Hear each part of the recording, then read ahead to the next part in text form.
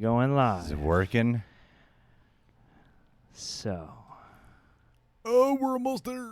are we there? Are we Did there? we do it? Have we done it? Have we're we reached we're live status?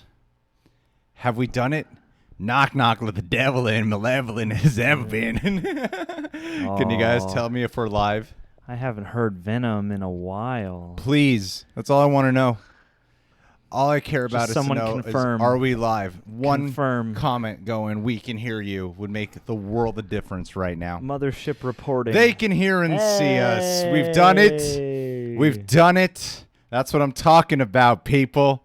All right, this is going to be I know, right? It's all a fucking banana sandwich right now. Yes. Rest in peace, John Lewis. I got to get proper conditioning cream. So my girlfriend, thank you guys for being live.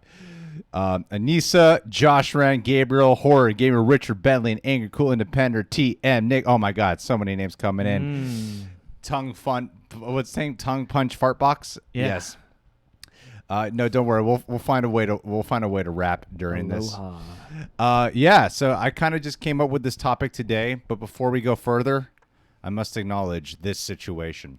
So my girlfriend showed me a TikTok video about curly hair and how to just naturally let it fall. So it's been this whole process, and I'm still figuring it out. So I'm working with the work in progress as of today. I think you're getting good responses, though. No. You're just getting used to it. Just wait, John. Just wait. I'm telling People you. are going to start belittling Hagrid getting a for my makeover is this. Welcome to your first live video if you've ever been here before. You're like halfway to Chris Cornell, though. It's perfect. You've got that grungy, like those flowing curls. It's beautiful. Yeah, we'll see. We'll see how this goes. Anywho. Sing an Audio Slave karaoke. Guys, so this topic today, it's a little bit different. It's actually very different because normally we like to just do like commentary ones. But I thought this could be a fun one where we just go off the rails, get creative, and see where the fuck we go from here on out. So yeah, Picture Cinematic Universe. I've always wanted to launch a YouTube segment called Picture Cinematic Universe, but then I thought the joke would get very old if we did it once a week, so I never did it. Yeah. So yeah, and I already see that a couple of you guys. Greg looks like a Renaissance painter. That's a great, but it's not a bad way to Who look. said that? Gnome Cyan, that's a great one. All you need is is like a special kind of hat, and it's perfect. Oh, I love that comment. I think that's a good compliment. And John has started watching The Boys. I am on episode 3. I'm gonna probably try and forge ahead a couple this weekend. All right, so I got a couple of cinematic universes in mind. They're the best ones you're ever going to hear. And so why don't we just swing right into this, because this is going to be different for us with this creative one, because what we normally like to do during these streams, and if you're here, please hit that like button. It helps notify more people. What we normally like to do is just engage with the regular chat, then go to the super chats, and then go to the Streamlabs one. By the way, if you are planning on super chatting, much appreciated. If you can't, that's okay, but it's much appreciated, and Streamlabs is a preferable method. So we kind of hop around here the whole time. So if you're curious, link in the description. Also, just hitting the like if you're here. Just hit the and like you just button want to and show talk in the support, comments. and you don't want to contribute monetarily. Just hit the like button. It's good for us. Thank you to those who already super chatted and contributed in the Streamlabs. We will get to you momentarily. All right, Hagrid Jr. See, Beautiful Bliss got it. All right, so my first one. This is a classic one that I think a lot of people have wanted to see for a while. And this is one we actually did do a video on many years ago, and I thought would be the perfect cinematic universe. And John might already know where I'm going with this because this is the only one we've done a video for. It is the Nintendo Cinematic Universe. I've always thought it would be perfect to do like a mocap animated type of franchise where you do Mario, you do Donkey Kong, you do Zelda, you do them all, and then you bring them all together for a Mario Party movie. No, for like a Mario Kart movie. I agree. But no, for a like a what you call it, like a Super Smash Brothers kind of movie where you do have to fight like a common threat. But I think the NCU would be the perfect cinematic universe.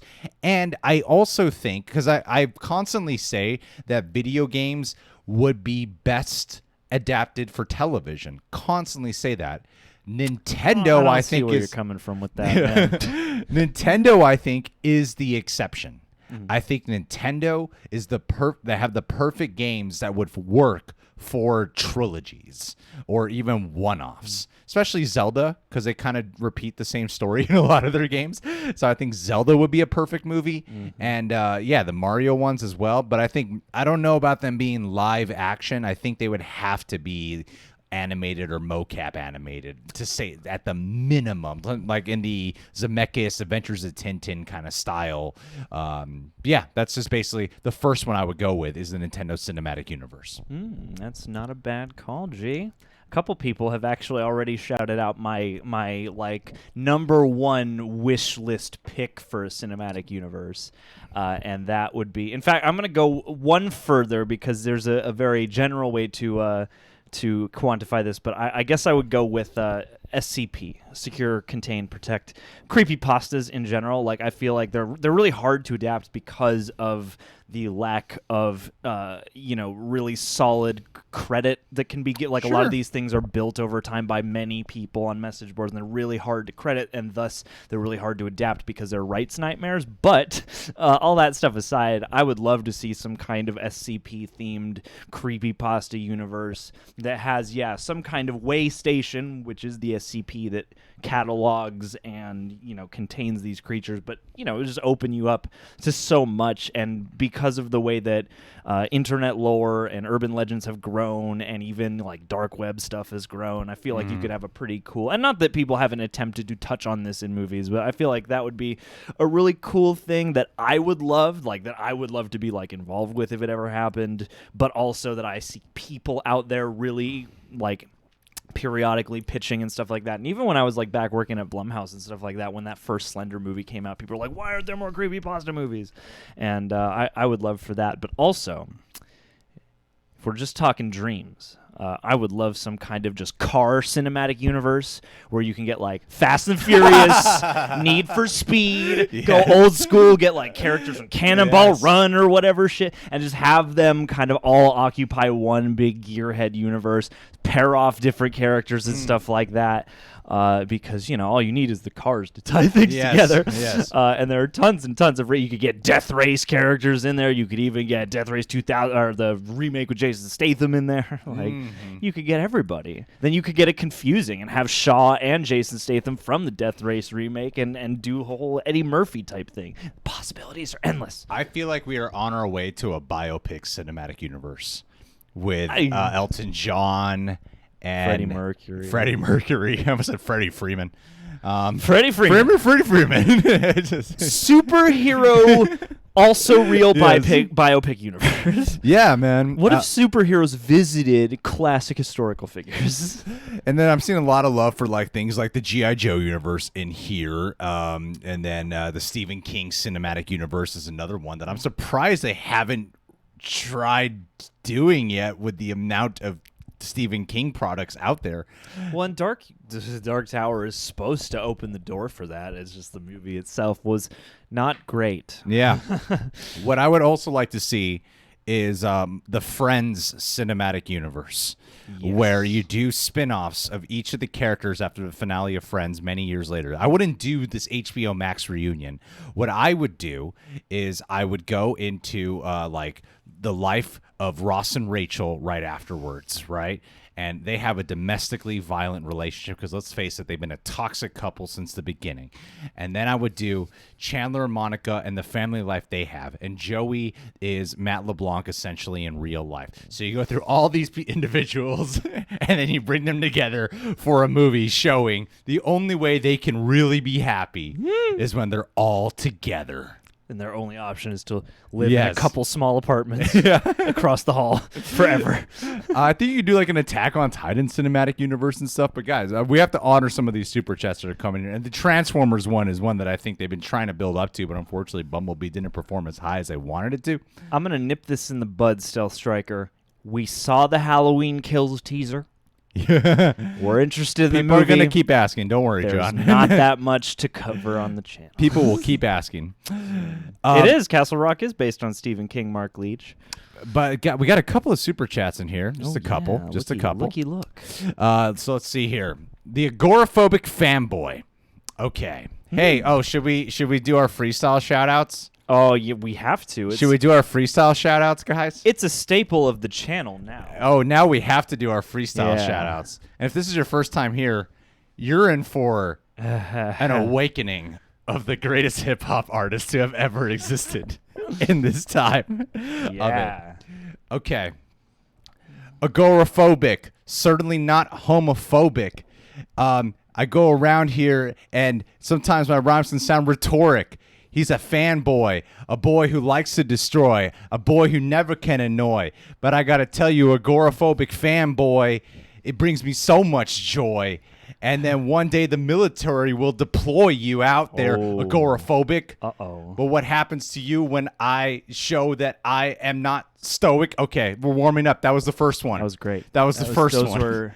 Those This were is the easiest way to let loose right here. If not bars, These those terrible were at freestyles. least sticks or something, man. Those were at least, What did he? paper clips. What did he say, John? He said, I would take, thank you, agoraphobic fanboy, by the way, I would take just one movie from this series. Okay. But Bioshock has so many storytelling opportunities. Only 3 games, but such a deep concept and mythos. And I'm actually, of all the video games out there, I'm surprised that not more has buzzed around the idea of a Bioshock adaptation of any kind, because that game has such an expansive lore and world and mythology and all that stuff. And even though the one, I can't remember what the subtitle was, but the one that takes place in the Air City, even though that didn't get as well received, I feel like there's still a ton of imaginative stuff you could do in that world. Yeah, man. So yeah, I'm frankly surprised it's not happened in any way. I like your Bioshock idea. I think you could do that with so many video games, actually. Like the Nintendo Cinematic Universe. Mario, Zelda.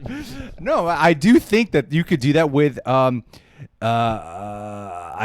wait, what is this called? Loving the lack in improvement since the last stream. What does that mean? Based on the freestyles. In which? Oh yeah. In which respect? The Bioshock one, sure, I think you could do that, but I think with like many video games, it does open up the door where you can develop so many cinematic universes. And I think, generally speaking, even with comic books, you can do that as well. Like with comic books, one thing I've always wanted to see done is the Batman universe. And I think they're kind of trying to build that up, but in a weird way. I feel like you could have just started with Batman, then eventually build into, like, focus on your Batman franchise and then have, like, your sub-side ones, like with Nightwing, like, you have a perfect segue to build your universe. Yeah. If Robin goes, all right, I don't want to be Robin anymore, I'm going to be Nightwing and Bloodhaven, and then you do your Nightwing franchise, you do your Batgirl franchise, and then you have them all come together for your Arkham Asylum movie where the Bat family versus everyone in Arkham Asylum. That's what I've always wanted to see done. Don't know why it hasn't been done before yet. Boogie. But thank you, agoraphobic fanboy. Oh, look who it is. It's Rizzo Gaming. John, take it away with the freestyles. Yo, I'm about to be flaming y'all with my rhymes about Rizzo Gaming. I'm going to be maiming your eardrums. Don't be humble, son, because it's time to answer your question or your comment to the left. Mine would be Van Helsing or League of Extraordinary Gentlemen, as I feel both would lend themselves well to a fun, action-filled mythological universe. I agree, and I would love, actually, to see another take on a Van Helsing universe. Wait a minute. I could see a Van Helsing universe, the dark universe, and you bring them all together. Yeah. What would your League of Extraordinary Gentlemen universe be, though? Isn't it just the League of Extraordinary Gentlemen? Because they're already pulling from so many characters in League of Extraordinary Gentlemen, like Tom Sawyer, like Captain Nemo, like Dorian Gray, people who already have their own like literature novels. Yeah. So what would your cinematic It's already universe, like a literature cinematic like universe already in and of doing, itself. Already doing League of Extraordinary Gentlemen is already the cinematic universe crossover in and of itself. That if you were to do like your solo, unless you're like intentionally adapting a 20,000 Leagues Under the Sea. Oh, we're just getting warmed up today, buddy. Unless you're doing a 20,000 Leagues Under the Sea. And then, like your Dorian Gray movie, like you're doing all these solo entries to build up to the League of Extraordinary Gentlemen. But what would those cliffhangers be? I don't. Because you got like Jekyll and Hyde in there. And stuff, Yeah. Hey, it beats me. That's why we got to build this cinematic universe out, go back, read those Right. books, find ways of bending and twisting them and never actually putting in enough themes to give them an impactful ending, and we can make them forever. Well, shit. I like your idea, though, Rizzo Gaming. I think I'm we a should fan. go for it. I'm a fan. And yes, I see in the chat, Lorenzo is saying a universe based on H.P. Lovecraft's characters. I would love to see that, and I feel like they've been trying to get to that for a while. Who's next? Oh, we got Ramiro Sanchez. Okay, all right. I'm looking at my homeboy Ramiro. He gives me a dirty look as if he's Robert De Niro. And I want to go after him, but I use my Gias like Zero. Ooh. And I fight at him on the sea like Captain Nemo. Al Pacino, we got it. Rhymes. Rizzo Gaming. Ramiro Sanchez. Thank you, my darling. Longtime fan. Just want to say thanks for all the funny content. I was giving you some serious bars just there, man. Yeah. I would not chalk it up to funny, but Thanks for appreciate all the s- fire ass. appreciate content. the super chat though, buddy. Yes, thank you so much for your love and support. We want to do one more? Yeah, let's do one. Let's do a couple more. Let's do a All couple right. more. We got Beautiful Bliss. I want to give a kiss to Beautiful Bliss. I never feel remiss when I get around Beautiful Bliss. And sometimes I feel like I do miss my Beautiful Bliss. And I want to put you on my Christmas wish list because I love you, Beautiful Bliss. Give us a kiss. Ghost Rider I never Universe. rhymed kiss this whole time. It's all good. All those words, and I didn't use it. All right, that's what I'm here for. I'm here to catch the one rhyme that was dangling. Caden, I see your chat. Don't worry. I'm going to get to Oh. it. We're just getting warmed up. And hello, Jenna Randolph. Welcome. Hey, Jenna. Ghost Rider Universe done better. Ooh. As much as I love Nicolas Cage, I'll go down for that. Yeah, let's do a new Ghost Rider world. I genuinely think with every comic book character, as much as we love laughing at whatever the fuck is going on with Sony and Marvel, because it's just so weird and confusing and they don't seem like they're really ever on the same page sometimes. They're on to something with their Spider-Man cinematic universe, because every single character has their own cinematic universe built into the DNA. Automatically they do. Yeah. And Ghost Rider especially, opening up the gates of hell and all the amount of characters that come through there. I could totally see it working. I could totally see it happening, man. And then let's go one more. We got Will Heron. All right, John, take it away. Will Heron, flying high like the Red Baron, faster than a McLaren, tearing through the city streets with fat beats, Ooh. and retracting his message. Message retracted, the best kind of super chat. Boom! Ain't no idea what you said. Because we don't have to say shit in That's response. right. All we gotta say is, thank you. Thank you, Thank buddy. you. Thank you, buddy. Who's next? Electric Lizard, King Gizzard and the Lizard Wizard. Is a real band. Is a real band from Australia. Looking at my homeboy Electric, my mind's feeling a little bit hectic. And I get around here, my heart beats so eclectic. You're so eclectic. Wait, no, I fucked that up. My mind's becoming a little bit manic. That's fine. Good save. That's good. It's good save. You saved those bars from being tragic. A collab of Very Brandon good, Rogers. John. Thank you. Did you guys catch that? I don't know if you guys caught that. There was a rhyme there somewhere. You saved those bars from being tragic. I'm waiting for the laugh track on my hilarity. Oh. I heard everybody screaming "oh" in my head. Electric Wizard, thank you so What did he much. say? And Electric Wizard wants a collab of Brandon Rogers' universe and the MCU. Brandon Rogers? Is Brandon Rogers that fucking creepy ass dude? Or am I thinking of someone completely I would love. different? I want who you're thinking of. I'm thinking of a killer. Oh God, I hope not. Brandon Rogers. Oh no, he's a YouTuber. I was thinking of. I was totally thinking of the Santa Barbara killer. Oh no, that No. wouldn't be good. I mean, That was Rogers Brandon. I mean, I'm sure it would be cathartic to watch the Avengers, My bad. murder a terrible human person, but Yeah. also I think it would be a little dark for what Marvel wants to go for. Oh, that would be funny as fuck. But yeah, we talked about water bubbles in the chat. We talked about. All right, let's do one more. Water bubble. Let's We do got one more. Roman M. Roman with 2 A's in there. Roman. Roman. It's a Roman or Roman. It could be Roman. Okay. We rollin', ancient like Romans, patient, Oh, that's good. strolling through the city streets with fat beats. These rhymes repeat. That's how they stay sick, thick as a brick. My dick's growing. My dick- for Roman. For Roman. And I'ma my be balls are stroking. showing for Mr. Roman today. Hi, guys. Because of how great Dr. Doom story in the comics, do you think he deserves his own standalone film in the MCU? Oh, that'd be cool. I think that could be interesting, actually. I mean, it wouldn't be anything. I don't want to draw a stylistic comparison, but it could be like the MCU Joker in a totally other flavor. Yeah. Where Victor Von Doom is a struggling stand-up comic. Well, but you know what I mean. In 1980s New York. That's right. Completely grounded. No supers. Nothing. No Inhumans. Nothing. Everyone always treats me weird because my last name's Doom. People think I have ill intent because of this name I have. Yeah, I would love a solo Victor Von Doom movie. Why the fuck not? At this point, you know what you should do? You should do your Fantastic Four movie, right? Just do that. Fantastic Four, no Victor Von Doom.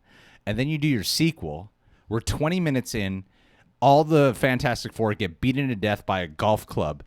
With and you can just call it Fantastic Four 2. They all get beaten to death with a golf club.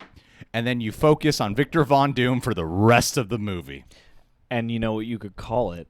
Fantastic Four.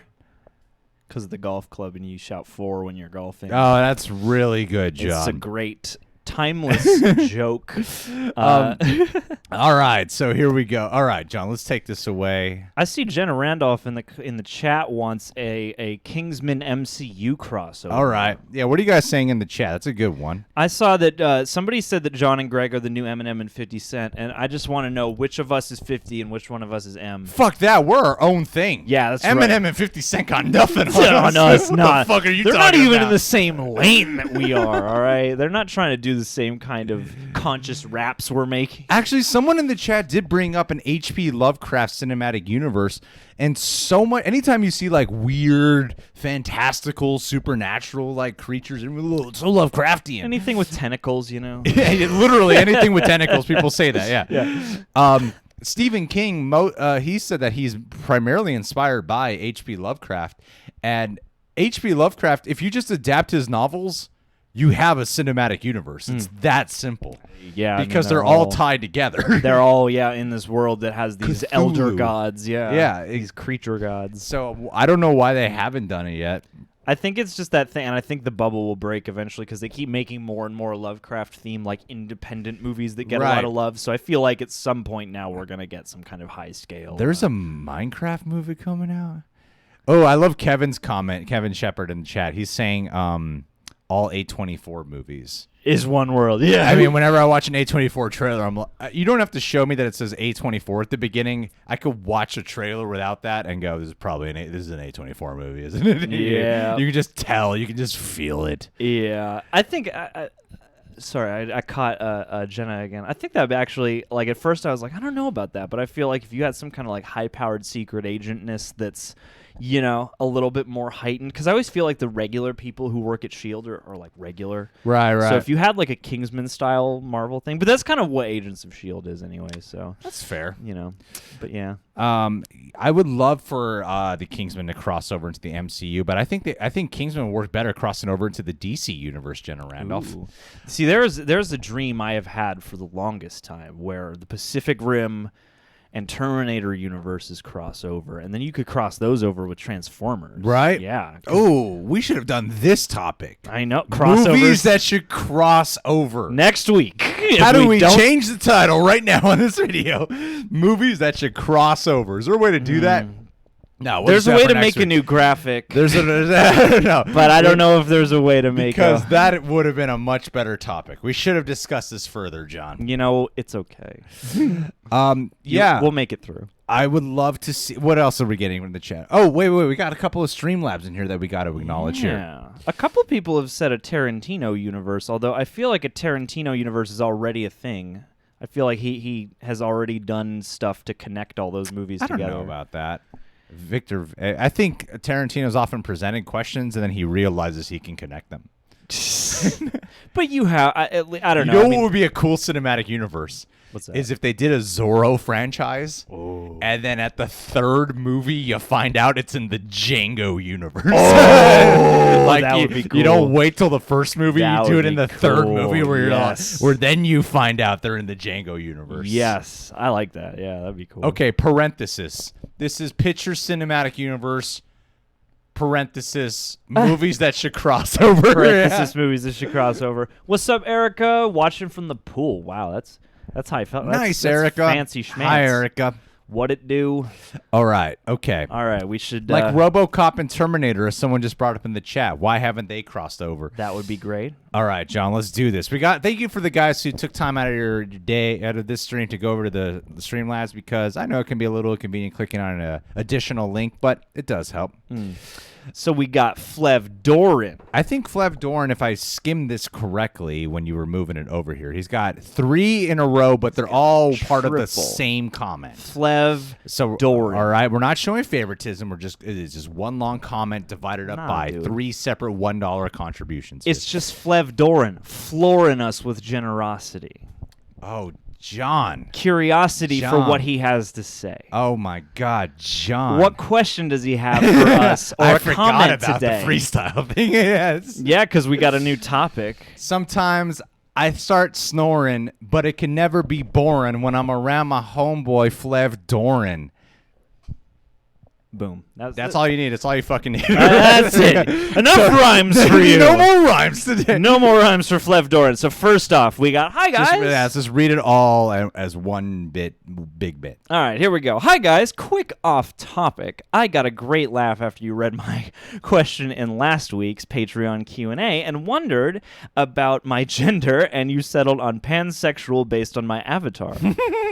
Since we are in the inclusivity era in movies, Is this going to turn into a hate comment? I'm so worried. I'm not sure, but it'll make for good live content. Yeah. Since we are in the inclusivity era in movies, I would like to see a Fast and Furious-ish type franchise, but done right. Do it like in the early years of the MCU when we weren't sure what was to come of it. Have a few different action films, different actors. Don't hint that they are connected until you do the big Avengers film. Wait a minute. What does this have to do with inclusivity, though? I guess because the Fast and Furious cast is already so varied in terms of ethnicity, you've got several people of color on the cast. Maybe Flev's idea is to give, we get like a Letty movie, and then a Roman movie, and then a Dom movie. You know who would really appreciate this is Tyrese Gibson. Tyrese is going to be the Iron Man, where he's got 2 movies before this franchise has even collided yet. Tyrese, thank you so much. I've been waiting for this. I just built a new pool. I gotta pay for can't stop spending my money. Thank you. I think that would be. I don't think people would care if don't there were think people solo would films of the care. Fast and Furious characters. I'm sad. I think that's the problem. I really don't Fast think and the Furious wouldn't have been this way if it hadn't been a Point Break remake from the get-go. people love that because of ensemble based or team up based. I don't think they would like it if it was. The whole point is we Solo gotta films, want Dom and Paul Walker to hook up. We gotta want that, and we can't do that if they're just in solo films. That's very true. That's right. Very true. Very true. Very true. Very cool. But appreciate the comment, Flev Doran. I love you, Flev. And hey, Oh. we're no closer to knowing the truth of what Flev identifies as. One time I went bowling with a man named Jason Dolan. Ooh. His penis started growing. Yeah. And then my rhyme started flowing as I was hanging out with Jason Dolan. My man Jason can sometimes be a Freemason. And then we smoke weed together. He starts lacing. Jason Dolan, you got my vote when we polling. Oh, I want a cinematic LA buddy cop universe. that includes Riggs and Murtaugh, John McClane and Al Powell, Axel Foley, Taggart, and Rosewood, and they are battling OCP, who's taking over Los Angeles with their ED-20. Wait, what? Ed 209s. Ed 209, my bad. Ed 209s, and they all have to be turned into RoboCops. Dude, Jason Dolan is a screenwriter. And I feel like he's just trying to get his spec screenplay out there for everyone to know about right now. Yeah, Jason. So if anybody wants to see this movie, Jason has an Indiegogo set up. Yeah. Fund the script yourself. I mean, that would be a fun idea. I would have a great... Honestly, like, I think that would make... If we really started tearing walls down, I think it would be funny if we just took occupations as licensed to do cinematic universes, and then we just have buddy cops team up, or we have like different space travel guys, or different street racers team up, or whatever. I would love to see if Eddie. I would just love to see if Eddie Murphy and Mel Gibson get along together behind the scenes. I feel like Eddie Murphy stands his ground, tells it how it is, and I feel like Mel is likely to slip up on something. And that would just be entertaining news to talk about, and the quartering would love it. That's what I yeah, quartering, Popcorn Planet, Geeks and Gamers, they would all eat that up. That'd be great. Is there a name for that genre of content, or that niche of... Mimi wants us to leave Tyrese alone. Outrage. Out commentary. Anti-justice warrior. No, I mean, they don't present themselves as that. They present themselves as people who want to talk about the fallacies what's going on in pop culture world. I see. But they need the outrage in order to keep it. It's the ironic part, right? Okay, let's go here. And Harry Potter Doctor Who universe. That'd be cool. What a great topic. Heck yeah. Harry Potter, Doctor Who. I also saw another one. The Accountant meets Jason Bourne. So whenever this graphic is on screen, that means we're looking just solely at the chat right now. And I saw one for Twisted Metal, which I hadn't thought of, but Twisted Metal has a lot of eccentric characters. It's got car racing, but also demolition. It's a little death race, but I feel like that could work. Oh my God. I just missed the comment, but someone said a Ryan Gosling cinematic universe. I just can't wait for the hero shot where the camera's circling around them and they're all on just your left staring at each other. And then 5 more Goslings come in. That would be so funny. And then finally one of them just to the other. You want to fight? Yeah. That'd be entertaining as fuck, actually. Oh, I would love that. Okay. I would be down. And then let's see. Why did they stop making Lego movies? Because they went really hard out the gate with a giant success, and then people were like, yeah, but like... this one flavor isn't enough to carry an entire just endless franchise. Total Recall and The Matrix crossing over. That would act cool. If you did all those movies, Total Recall, The Matrix, The 13th Floor, Dark City. Yeah. Blade Runner. Sure, Jet Li's the one. Yes, definitely. Just throw it in there. Why not? Any might as well make it happen. Lawnmower Man. Oh my God, that'd be so great. Yeah, The Ninth Gate. That would be so funny. That would be funny. I would like it. I see a lot of people actually getting really on board with this buddy cop crossover movie that Jason Dolan picked. It's a good idea. It's a good idea because it implies a job and a dynamic, and the thing is, like, it implies a certain set of rules. Like, all these buddy cop movies exist under relatively similar physics, and that's why it would work so well, I think, because, you have the same protocol. They're always up against the same thing. The chief is like, oh, you guys are too rash, so then we just watch as they, piss off like the head of the FBI or something instead of the chief of police. Based off Water Bubble's latest comment, Toy Story and Child's Play crossing over with each other would be perfect. We're waiting. I don't know why there isn't some terrible YouTube fan film made about this just yet. And like, I'm sure somebody's got the animation chops to make it happen. Right. Those are ones that are too perfect. Someone was saying Star Wars and Alien. I want to talk about the Star Wars universe really fast. I don't think the Xenomorphs would make it. We're getting to the point with the Star Wars spin-offs where they're going to announce a new show where it's going to be like, remember this guy in that episode who was in the background? He's getting a whole show. Got a new fucking show now. You guys didn't realize this, but he's the key to understanding the entire Star Wars universe. And we're not going to stop until you know every piece of extended facts. Remember that droid? No. Yeah, he's got a show now. He's got a whole franchise. That's the Star Wars universe we're on to. I want the Star Wars marketing universe where, like, it's literally just like a boardroom drama where people are trying to figure out how best to sell their toys. All right, John, let's get back to the super chats here. But thank you. Get guys. back. Oh, wait a minute. A Buffy the Vampire Slayer universe would work for the movies. Mm-hmm. I think for the films. And you know who should helm it? The beloved Joss Whedon, who everyone loves working with and has nothing but good things to I say haven't about. read any of the articles of Joss Whedon, but I just keep seeing his name in titles, so I'm assuming it's all positive things about Joss Whedon as of late. That's how the media works these days.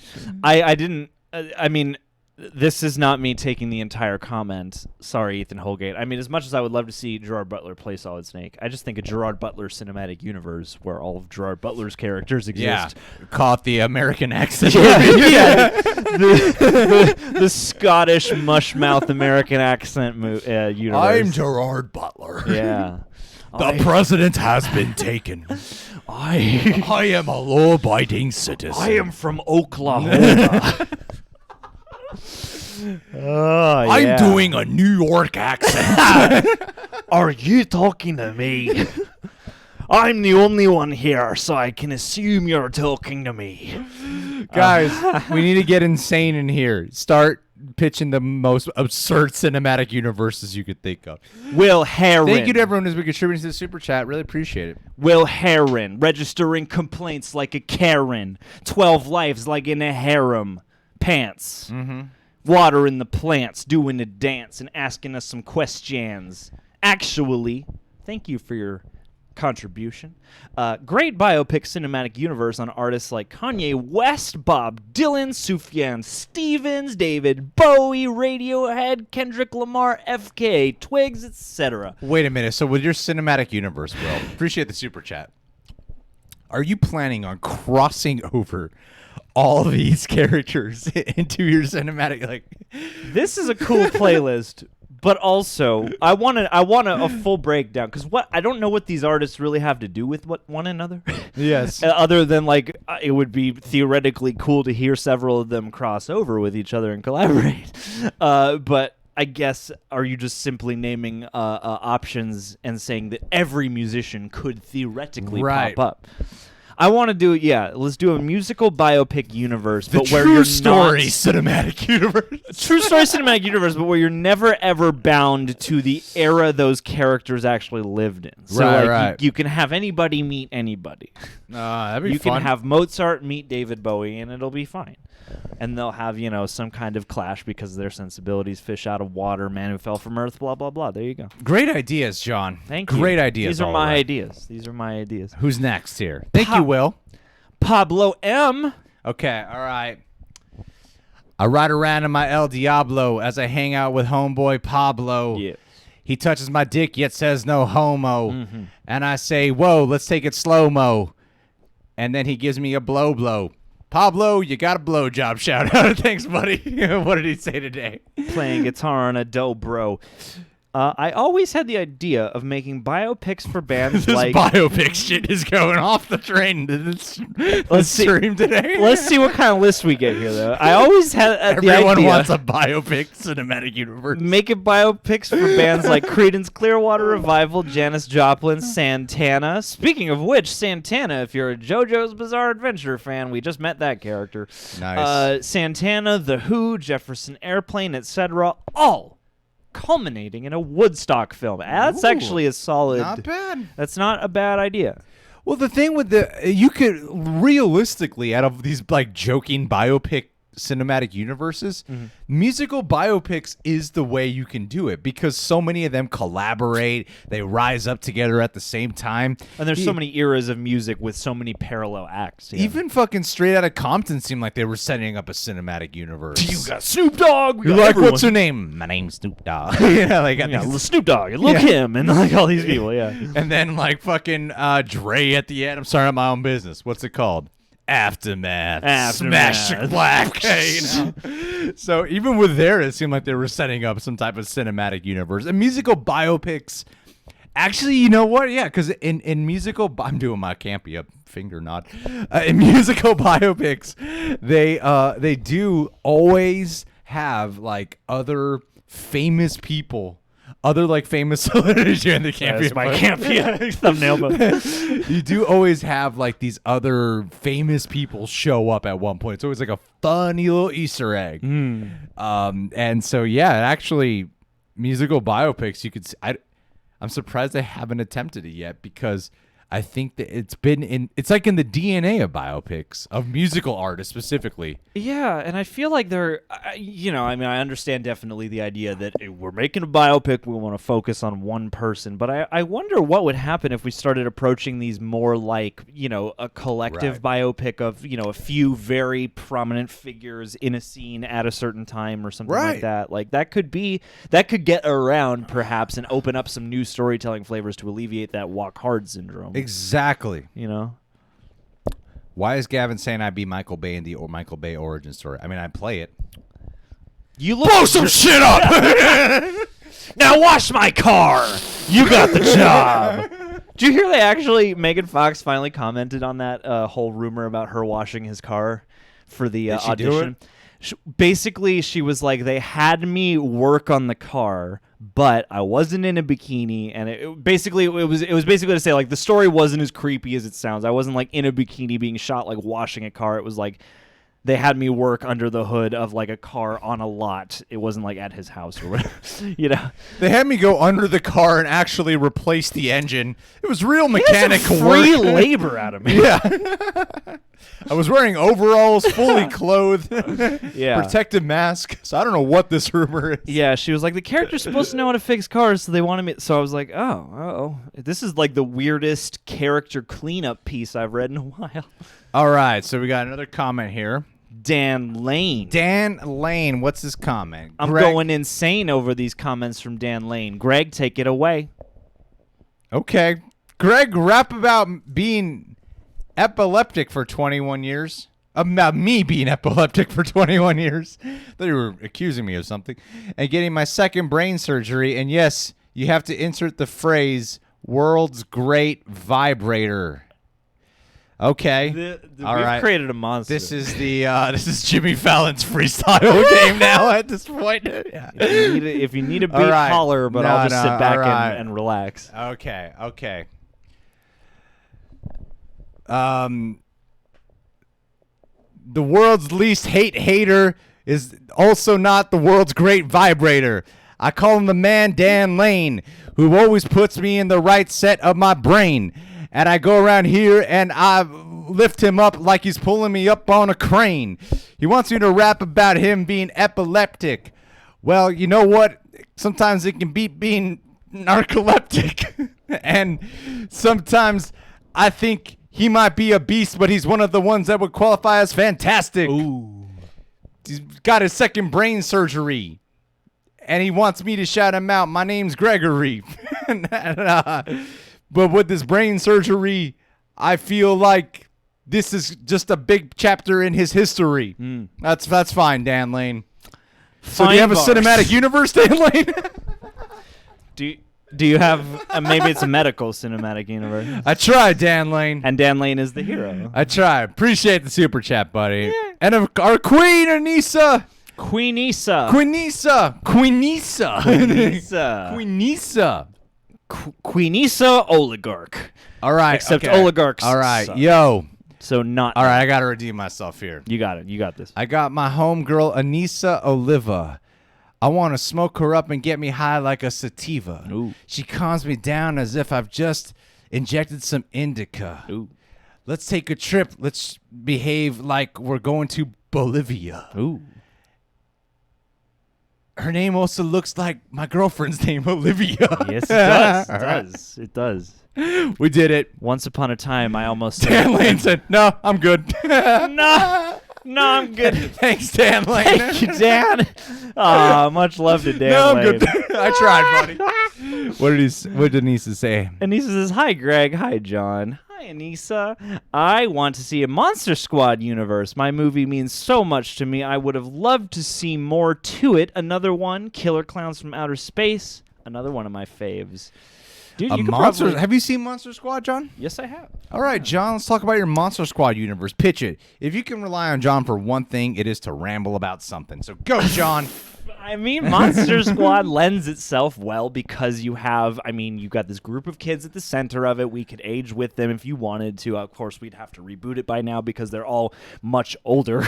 But it's already a cinematic universe type crossover. You have the Gill Man, you have a Dracula, you have a werewolf, you've got a Frankenstein monster. So all you would have to do is give each of those characters maybe some kind of solo thing, or hey, do the first group and then have the kids move on and meet some other bevy of horror movie monsters. But the Monster Squad, that could be their whole shtick, is they're outnumbered and they're a little in above their heads because they're young people, but also they get the job done, and the Wolfman still has nards. Very good. Wolfman's got You nards. did it, John. You did exactly what I said you would do. Thanks, man. You rambled. Promise, deliver. Let's do one more, then we're going to go back to the chat, and then we got to look at some of the stream labs. Living freak. Character with the beak. Sitting on Elm Street like a nightmare. Glaring at me. Asking where you going so late at night, Humphrey. I'm going to answer your question. Havoc, living freak, reeks. Ooh. I'm the opposite of Zelda. You can call me Shriek. Ooh. I gotta go take a leak, but now we're doing a live stream, so I'll just let my peepee have a little peek on my pants. MCU. Oh, good. I was like, are you just going to pee across the screen? Living freak. MCU Onslaught Saga or Pulp Hero Universe. Ooh. Clarify what that means for me, I John. was gonna say, are these real things? Let's see, because there are old pulp graphic novels and stuff like that would make for their own neat little universe that would just be a cool way to go back, to an older sensibility and whatnot. Pulp magazine. So are you talking about the? Yeah. Okay, cool. Yeah. Honestly, I mean, I would love personally to see them mine guys, some comics that aren't Marvel DC. This is what we got that popped up for us right there. Yeah. Pulp Hero. Oh, good thinking. Yeah. So I think that could be cool. I'm not sure what the MCU Onslaught Saga is. I'm sure you do, Gregory, because you have way more nerd cred than me. Yeah, John, I totally know exactly what you're talking about. So I'm just going to update my own self this right is John here. just doing this for The himself. I totally Onslaught know exactly what he's talking comics right about. Here. Was written as a sentient psionic entity created from the consciousness of two mutants, Xavier and Magneto. Ooh. That would actually be something. I mean, I don't know if I would want it to just be its own cinematic universe, but to see that character and that story come to life, I think would be fascinating, especially because Xavier and Magneto are the two consistent elements of every X-Men film we've had. So, Well, thanks, Living Freak. Thank That's you. a great call. and you're not. You might be a freak. And then last one right now, and then we'll come back to you at the Super Chats in just a bit. Eric Horseman. He's buff like a Norseman. Want to cradle his rippling muscles in a force field so that no one can ever touch him. Not except for me. On Eric's PP. He says, hey, fam. Hey, fam. Thanks, Eric Horseman. Hello, Eric. Thanks, buddy. It's good to hear from you. Always man. nice to hear from you. And then we'll take a couple of stream labs. We're going to go back to the chat in just a bit. Oh, we got one from KB. All right. Oh, did I lose it? KB, laughing like he. Greg's got a PP, and maybe this question's long enough that while I read... 3 PPs we've had. Oh, sorry. I'll take all those P's back out. We got a Hallmark. You an OG about the PP. You know me, all about the PP. Hallmark. Big fan of R. Kelly. Thanks, KB. Oh, no. Hallmark Christmas movie universe. Thank you, KB. They finally assemble for a giant snowball fight and baby showers. Seriously, though, I think a Greek and or Norse mythology universe could be recreated properly. You could, of course, do a Greek and Norse mythology universe. Most definitely. In Thor. Do it in the MCU. Well, that, but also I feel like, I mean, Clash of the Titans is a thing, and the remake of Clash of the Titans wasn't the greatest. So, there's still opportunity there. Plus, if they made actual films about, the different gods or something like that, and if they found a way to do that Could be interesting as a historical universe. I have always wanted, and you're speaking of the holiday. What do you say? Hallmark. Mm-hmm. Hallmark Channel. I've always wanted to see a Santa movie and a Krampus movie, and then they go toe to toe at the North Pole in the third movie. Yeah. How great would that be, guys? Boxing Don't tell me match. you wouldn't watch that shit. I mean, I know you wouldn't watch that The shit. third movie. Just don't tell me you wouldn't The watch third that movie, shit. I know what it's called. It's called Boxing Day. It has to be called It's because that's the day after Christmas, and they're going to fight. Santa and Krampus. Boxing Day. Yes, and. This would That's be all we funnier if you knew what Boxing Day Yes. was. If you lived in Canada. Hopefully everyone knows what Boxing Day is. We don't do it in America because we love to get shit and we don't send it back. Oh, yeah, man. That's the way we roll. That's how we do. Who said that comment? KB. KB. Thanks, KB. Oh, that's right, all the PP comments. Yes, the PP of the KBs. We got Hitman Hudson next. Okay. Hitman Hudson. You got any rhymes for Hitman? Hitman Hudson.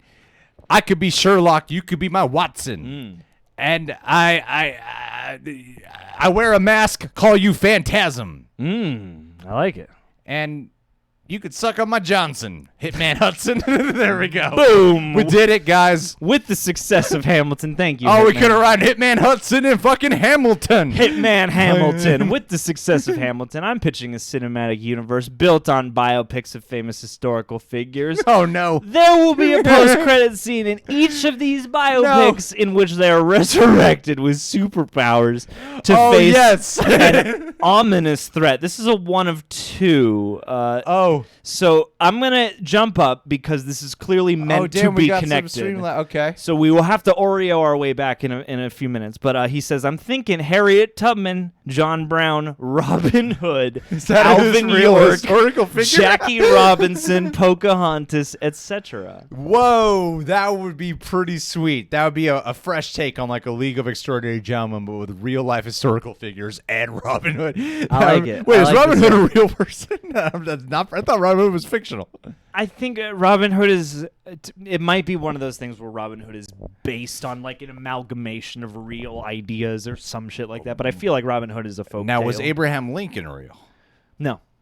Yeah, I've always thought that, but No. I've been too afraid to say it out loud. Okay. All right. So. He's from Bill and Ted, all right? Yeah. He's from Bill and Ted. He's in Bill and Ted. That's why they made a Vampire Hunter movie. Dude, it's just real. Yeah. It's not real. It's a spin-off. Vampires. Guys What's wrong on with you guys? spin-off 20 years later. Yeah, actually, I really like your idea.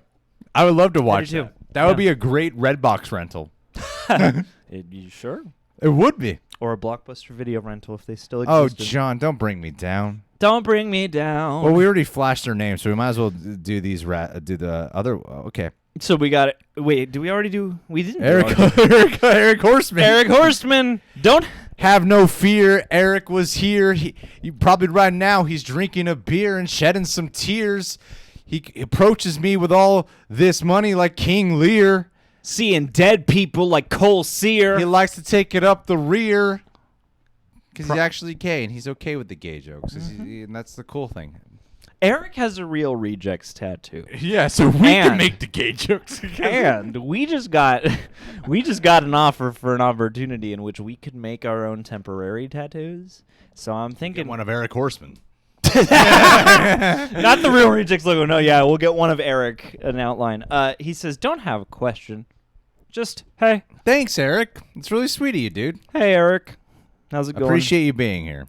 Ethan Holgate. This is what I've been waiting for. Oh. What he's saying right here. Jump on it. Sorry. Hold the gate for Ethan Holgate. There's one really obvious rhyme with Holgate. Which one? Take it away. Don't be afraid. I was brushing my teeth with Colgate, and I saw my man, Ethan Holgate. Looking at him in the mirror, I start to masturbate, and then I realize this man is part of my fate. Mm-hmm. Part of the, yeah. And then I saw him get in the mail a box of Loot Crate. Yes. And he lives in some mysterious state. Mm-hmm. Hi, guys. Anyway, what do you say? Hi, guys. Thank you, Ethan. Hi, guys. I think a Yu-Gi-Oh! Cinematic franchise based on the original series would translate to live action well if done right. Also, I think Netflix should do what Canon Films did in the 80s. Not a cinematic franchise pitch, just something I'd like to see. Okay, wait. What's the latter part of this comment? Okay, so I'm at least a bit familiar with canon films, and I mean they've made a lot of kind of prolific, camp and I'm surprised we pulp haven't movies. gotten as much about the anime pitches, because anime lends itself to so much cinematic universe potential, doesn't it? It does. I feel like they even do like so many spin-offs within the anime genre.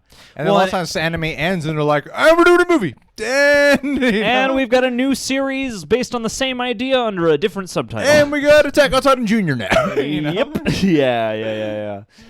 See, like we were asked this question about like My Hero Academia specifically, and I was the question was actually about how would you adapt like an anime into a live action film? And of course, I was saying, you got to trim some stuff out. You can't, like, the problem that often happens is lack of focus. It's not just about aesthetically pleasing.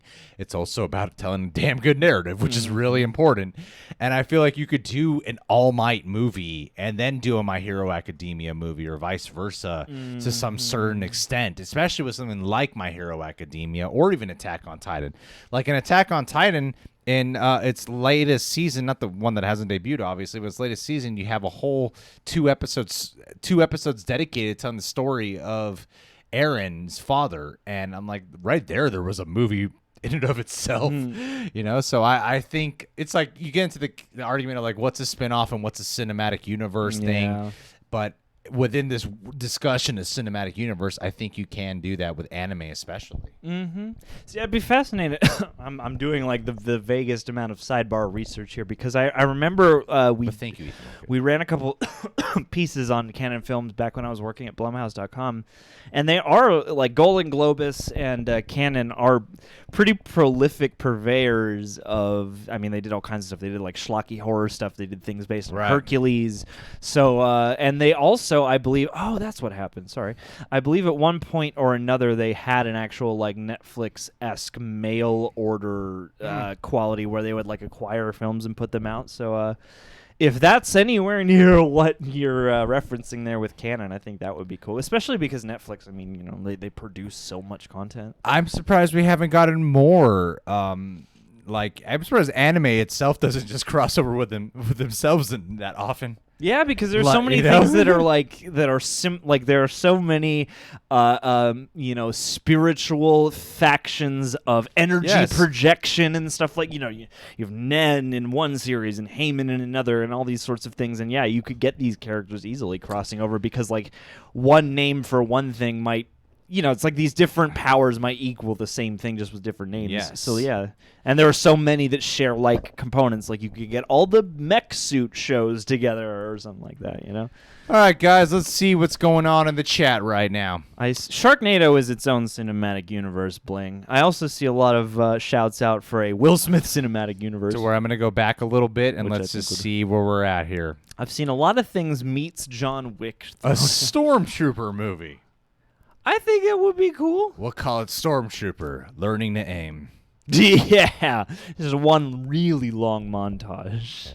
And then at the end of the movie, he's tasked with training the second Stormtrooper of how to really aim. At Inception, Mark Leach is saying Inception and Nightmare on Elm Street crossover. That would be cool. That would be pretty sweet. If you brought in I would watch an Inception sequel if you brought in that aspect where like two people are going in at once. And you have some sort of nightmare element to it. And you got DiCaprio talking to Freddy Krueger. How great would that be?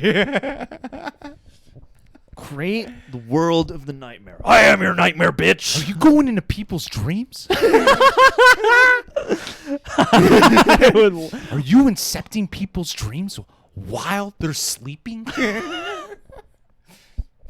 DiCaprio's very. I don't know how to do his voice. It's just intense. To have this like head cock and squint. That's the Inception meme. You're going into people's dreams. You've seen that meme, right? That back and forth between him and Cillian Murphy, and the last panel is always. Yeah, that's what he does. This is like head turn and a squint. Yeah. It's the Leo face. Forrest Gump meets Shawshank Redemption. That's That would the be perfect great. universe for the both of us. Mexican Goal has been shouting out the Will Smith cinematic universe the entire time. Yeah. Yeah. I think that it's a hair away from being real because so much of Will Smith is in all those.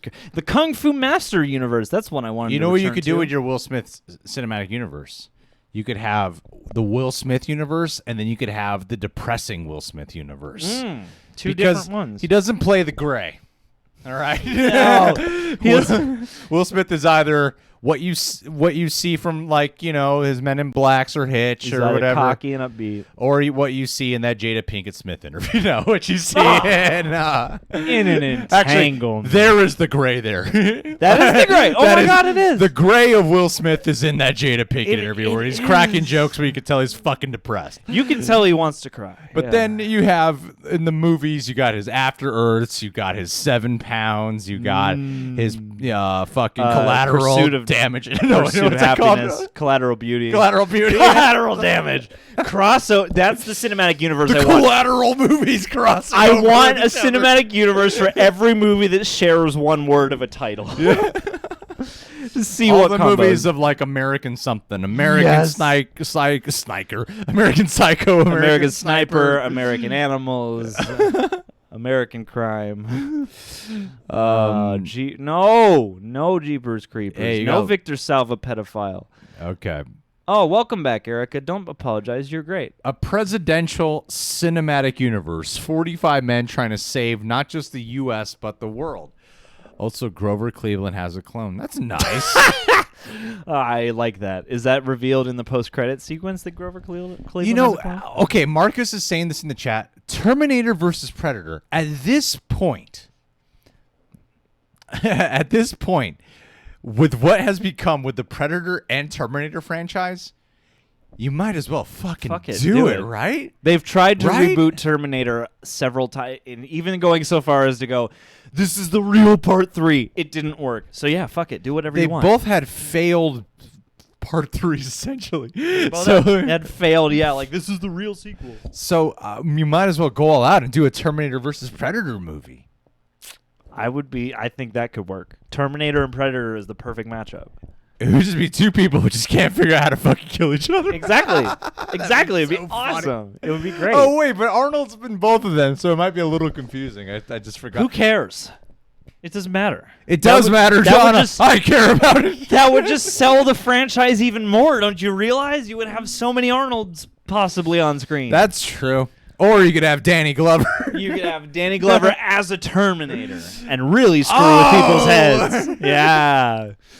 Ooh. Or you could tie it. You could tie it in where the T-800s are modeled after Arnold Schwarzenegger's character in Predator, whose name I'm forgetting right Dutch. now. Yeah. Dutch. There you go. Yeah. I mean, why wouldn't That's you a model movie right Terminator there, after Dutch? motherfuckers. Like that's the perfect specimen. Yeah.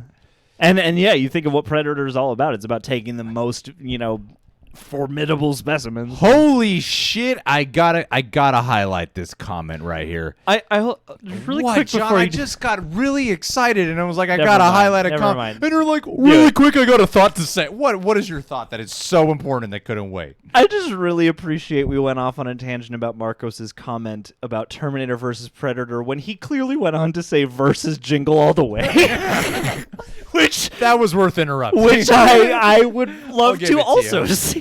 that was worth interrupting. Turbo Man belongs. All right, now. All right, Colin in the chat is saying a cursed movie cinematic universe where a paranormal detective investigates a series of notoriously cursed movie productions like The Exorcist, Poltergeist, etc. I love it. Isn't that a great idea? I adore That is that. a great idea. That is a fantastic. That could be the new Conjuring. That could, yeah. Literally, yeah. Like you don't have a historical Ford character, but yeah. And you could, I feel like people would cut you some slack on throwing in some narrative fictional elements because you're dealing with movies. Yeah. So you could tie it like actually going to the Exorcist set, going to the set of like Twilight Zone, those things, you know, with the haunted sets. That's actually a really cool idea. I would love to see that. Yeah, there's so much you can do. You could do a lot, and you could even play with the mystery of. You could get very expressive with imagining what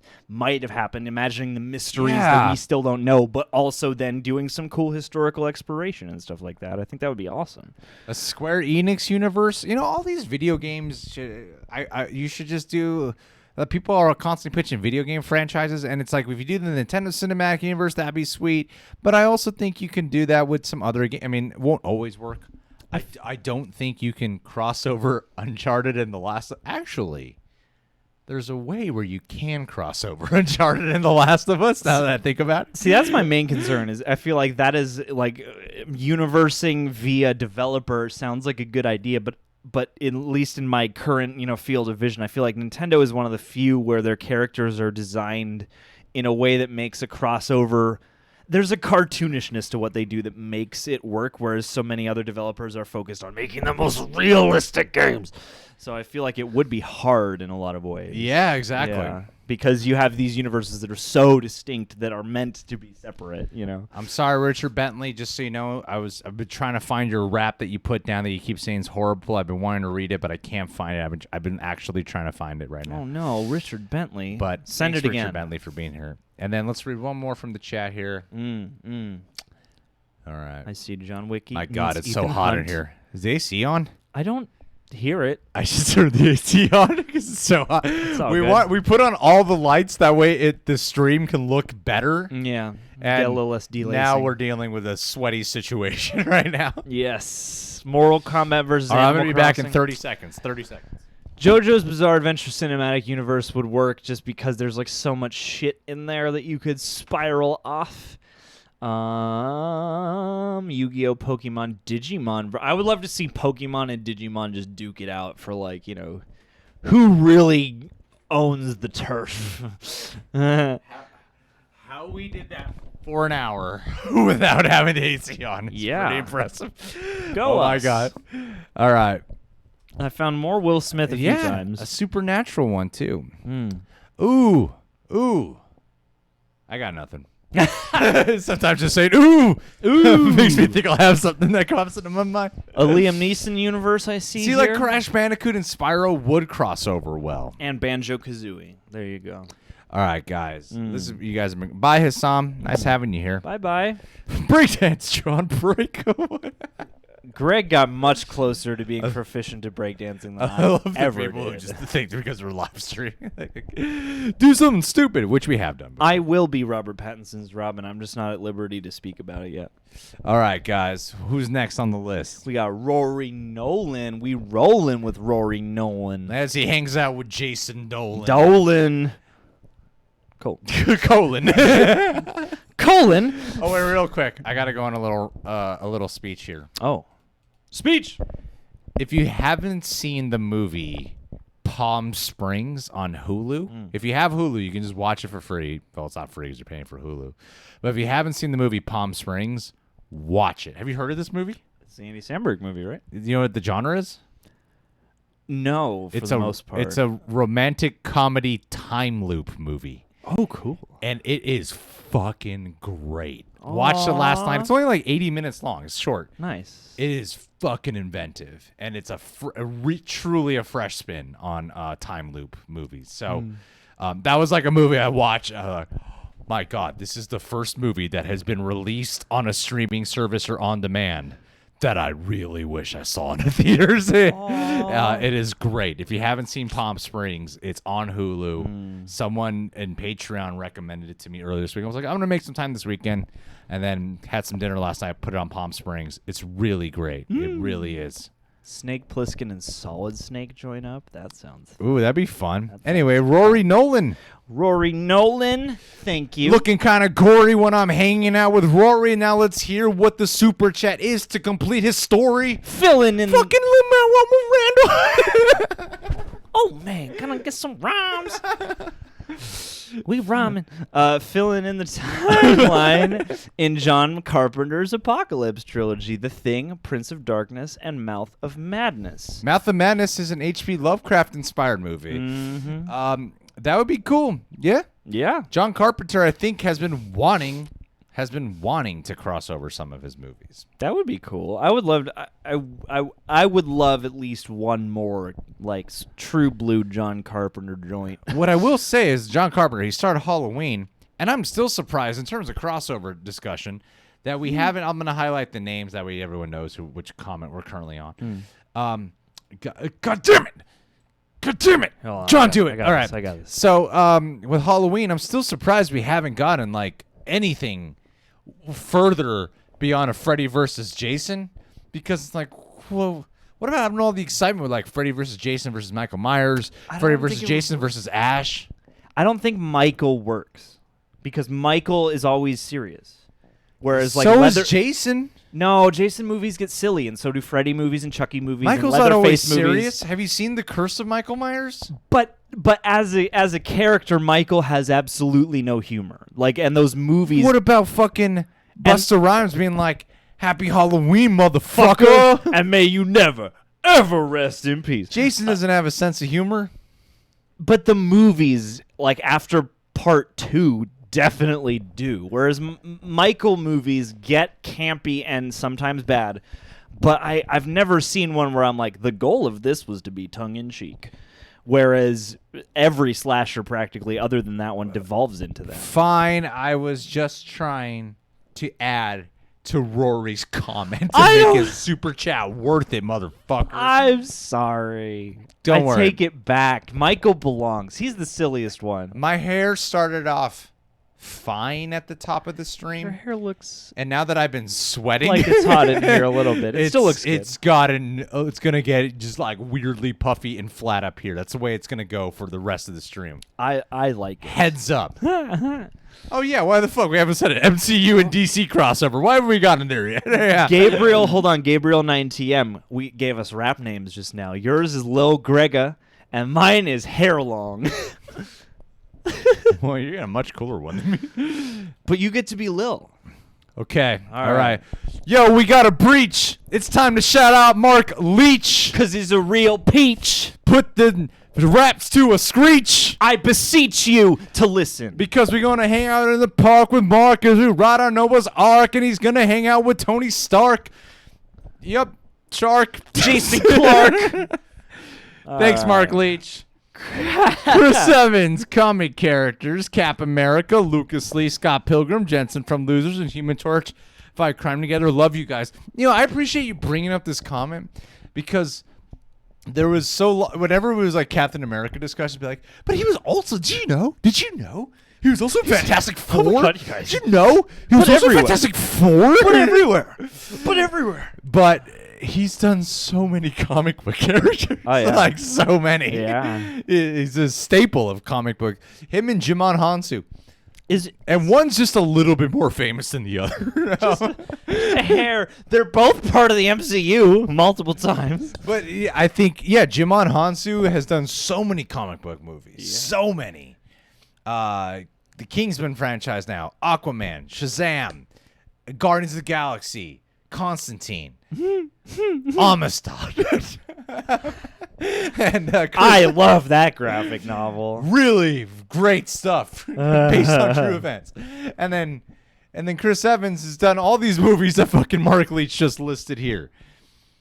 I think it would. He's done so many, and that'd be fun. Is Snowpiercer based on a graphic novel? Snowpiercer, that's another one. Yeah. I was gonna say. The fun thing though is that with the Chris Evans characters, I mean, a few of them have a sense of humor, but they are different. They are distinguished from one another. Each one of his comic book characters, so it would be fun to watch them cross over. The only one I don't know well is Jensen from The Losers, but the rest of these characters, I'm like, they're all different personalities. All right. Okay. Oh, we got some super chats that came in. Would you look at this? We got beautiful Bliss. Okay, we ran Bliss a lot last time, so okay, let's run beautiful. Feeling kind of whimsical as I'm thinking about how beautiful Bliss can be, but you can't take this too literal, because our rhymes can sound cynical, but at the end of the day, Miss Bliss, you're always quite beautiful. We did it. No, okay, John, add on. Yeah. Add on, John. And dutiful Add on, John. in the way that and dutiful in the way that you ask us a question to answer. Journey and Jumanji. Thank you. Journey and Jumanji crossover, but better. What is Journey to the Center of the Earth? That would be cool. That's a great one, especially because Dwayne Johnson saved both of those franchises. Oh yeah, Journey 2 really needed it, and it clearly was a success that he did that. Yeah, that's why they're making so many more. So many more Journeys too. So many more. I feel like you could make a The Rock cinematic universe if you wanted to now. You could just call it The Rock. Yeah, because he's always the same guy. You just call it Rockin' Universe, man. Yes. Dude, it'd be great. New Year's Rockin' Eve. That'd be so fun. I'd be down. Let's do it. Niraj Krishnan.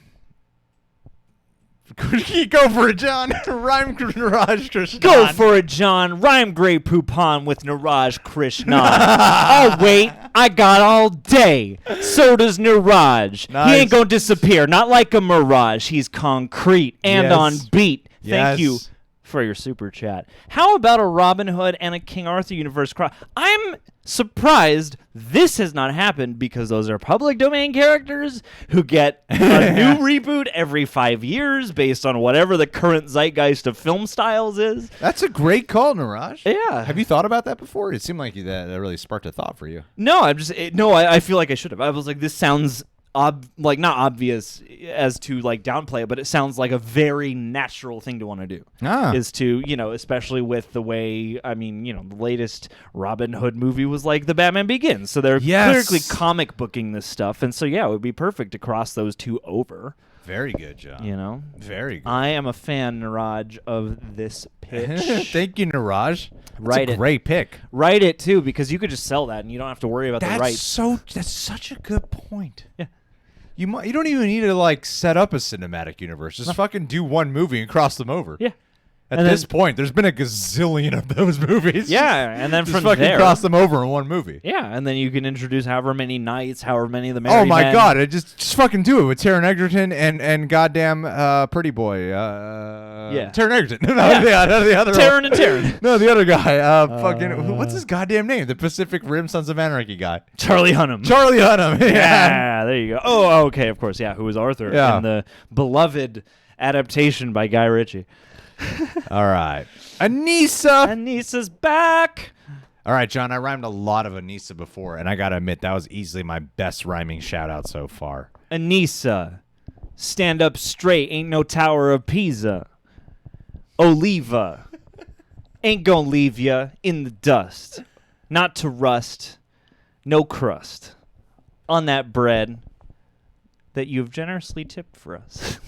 Thank you for the contribution. Thanks, Anissa. Anissa says, Trolls John Wick crossover, the best time shit ever. I feel like Trolls Continental. Dude, John Wick crossover. I really do think. I don't really dive into conspiracies, but I think I have a conspiracy theory about a connection with John Wick and Matrix 4. I really think they're going to be trying to tie it in because originally, before all this, COVID shit, they were going to tie. They weren't going to tie it in, but they were going to release Matrix 4 and John Wick 4 on the same exact day. And you see the set photos with Keanu Reeves, and I thought they were going to neo him up, at least for Bill and Ted 3. They shaved his beard, so it just looks fucking bizarre, but at least they shaved his beard. Every time he shaves now, he looks like he just shaved just now. But in this in the set photos for Matrix 4, he looks like straight out of John Wick. Not just Keanu with a beard. He looks like he's in a John Wick movie. I can't tell if that's like the look he's had to maintain because they've made the John Wick so close together, or if that's just his chosen. This is my look now. And with the fact that they have the guy who plays the Keymaker from the Matrix Reloaded in John Wick 3, they have Lawrence Fishburne in there. Yeah. They got this gun fu style with John Wick. I could see some weird thing that they do to tie it in. How mind blowing would it be if they released The Matrix 4 only to then retcon all the John Wicks into their own universe? Oh, that'd be sad. What a weird thing that would do. Kind of undercut a lot of things. I'm like, yeah. What would that do to the legacy of both? Would it like hypercharge it or weirdly deflate it? Right. Yeah. Oh, I see. Sorry, we're not back yet. Are we back? Are we going back? No, okay, we'll do one more. Uno más. One or two more. How behind are we? What time did Marcus? 5:05. We're only 40 minutes behind. Oh, that's pretty good. Not bad. For We're us. even less. We're 38 usually minutes 1 behind. hour behind. We're 38 minutes behind Marcos Amaya. Hiya, Marcos Amaya. I'm gonna read your question. Yo, I be watching on Netflix Narcos, and I hang out with my boy Marcos, and he's hanging out with Trump at the Largo. Yeah, boom. And what's his last name? Oh, Amaya. Amaya. And okay, all right. Marcos Amaya, rhyming with Greg Alba, because that's what I do with last names that end in Amaya. Yeah. He stole from Jabby Kowe. Her name be Achara. And sometimes he be hitting on Anissa. Boom. With Amaya. Boom. And I say, fill me up with your saliva. What do you say? Patton Oswalt's Star Wars, Marvel Universe, Parks and Rec. What the fuck are you talking about? Patton Oswalt's Star Wars, Marvel Universe, Parks and Rec? I don't know anything about this. I mean, that sounds like something that would come out of his like stand-up or something. Okay, wait a minute. Let's do this. Star Wars and Marvel could cross over. Yeah. At this why not? point, they easily could cross over. With how cosmic Marvel has gone. But Kevin Feige, he's a control freak according to cosmicbook.news. The most reliable source according to all our commentators. People love it. Yeah. Love it when we cover cosmicbook.news and Dr. Doomcock. They love especially those. Tyrone doesn't get anywhere near as much hate if we I cover the know. same fucking I article know. he does. It doesn't make sense. Sometimes I'll notice, like, hey, Tyrone covered this too. Why is no one hating on as much on this as they are on us? Okay, so after a small amount of research, this is an episode I haven't seen where Patton Oswalt plays a character who filibusters over the idea of a Star Wars Marvel crossover. So yeah, basically take his idea from that episode of Parks and Rec and make it real. Well, I appreciate the super chat there, buddy. But, I don't. But the thing with Whoa, John, Just kidding. what Just the kidding. fuck? I'm just adding some humor. All You're right, a it's some white ironic guy humor. on the internet. Be smarter, would you? Thank you so much, please. It's gonna be so I'm much so sorry. easier to Thank cancel for- you than thank anyone you for else. the money. Thank you. All right. Thank you for your contribution that I don't deserve. Okay. And I'm gonna go out and I'm gonna whip myself after this because I'm a white guy. All right, Patton Oswalt, Star Wars. Okay, Star Wars and Marvel, I feel like are destined to cross over one day, don't you think? When they're both desperate, when Marvel needs it, it'll happen. Because right now I feel like Marvel is in a much better place than Star Wars is overall. So you know, Well, Jason Dolan's a sincere friend of ours who who I will hang out with when he's back in California all the time, and he literally texted me during the stream saying, "You should 100% react to Patton Oswalt's Park and Rec Star Wars Marvel reboot idea." So, Marcus, you're onto something. Thanks, Jason, for Boom. texting me in the stream. thanks, buddy. Only you and my brother and Olivia are the only three I'll get a text message from. Yeah. Ooh. All right, one more here. Sylvester Friesen Jr. Fast and Furious meets Transformers. My first episode of movie fights when I sucked balls at movie fights. That was my pitch. Fast and Furious and Transformers. They should totally collide. Don't know why they haven't tried setting it up. They're both owned by Universal. Right? No. I think so. No, Transformers is Paramount. It is. Okay, yeah. Never mind. Oh, yeah, Fuck yeah, that. 'cause Platinum But Dunes, Fast yeah. and Furious and Transformers would totally work. Totally. And then I Pacific think Rim? Michael Bay directing a Fast and Furious movie would totally work just on its own, actually. I think that would yeah. that or what if he directed like the next Hobbs and Shaw? Like what if he did the next spin-off? Because I Yes. think his sensibility would trample all over whatever Vin Diesel wants to do with those movies. Yes. Uh, I'm feeling lesser when I talk with Sylvester. Have you seen my friend Nestor? Last name be Friesen. And he be wanting sucking on my Johnson. sucking hard like a Dyson. Oh. While he boxes with Mike Tyson. Boom. Oh, Friesen. That works really well. Yeah. Anyway, thanks, Sylvester Friesen. All right. Let's see what you guys are saying in the chat. Let's see what the chat. We got a Let's couple. see what you guys are saying in the chat. Someone wants Then to mix. we're gonna go to our Streamlabs afterwards. Someone wants to. No. I'm sorry, John. I lost it. Go off your memory since you're the movie trivia showdown king of all time. That's right. Well, I remember how much you liked Castlevania, and I saw somebody say that they wanted to cross Castlevania over with The Room because maybe Johnny is vampire. No, that'd be great. Also, I saw one with an assassin movie universe, John Wick, Martin Blank, who I was just happy to see some Grosse Point Blank love, Jules from Pulp Fiction, Mr. and Mrs. Smith. Ooh, Birds of Prey versus Grace Randolph. No. You throw Birds of Prey and they're being led by Jessica Chastain. Oh. Then we got a movie. Yeah. Grace Randolph loved that. Horror Heroes, McCready from The Thing. This is like, except for Sidney Prescott, this is the John Carpenter Horror Heroes. Oh, wait a minute. Wait a minute. Where are we talking? John Wick, someone just said it. Sylvester saying James Bond versus The Equalizer. Better yet, James Bond versus Jason Bourne. That needs to happen. Why doesn't that happen? Desperately needs to happen. Mm-hmm. But who would win? Who would win? Jason Bourne would lose. John Wick would.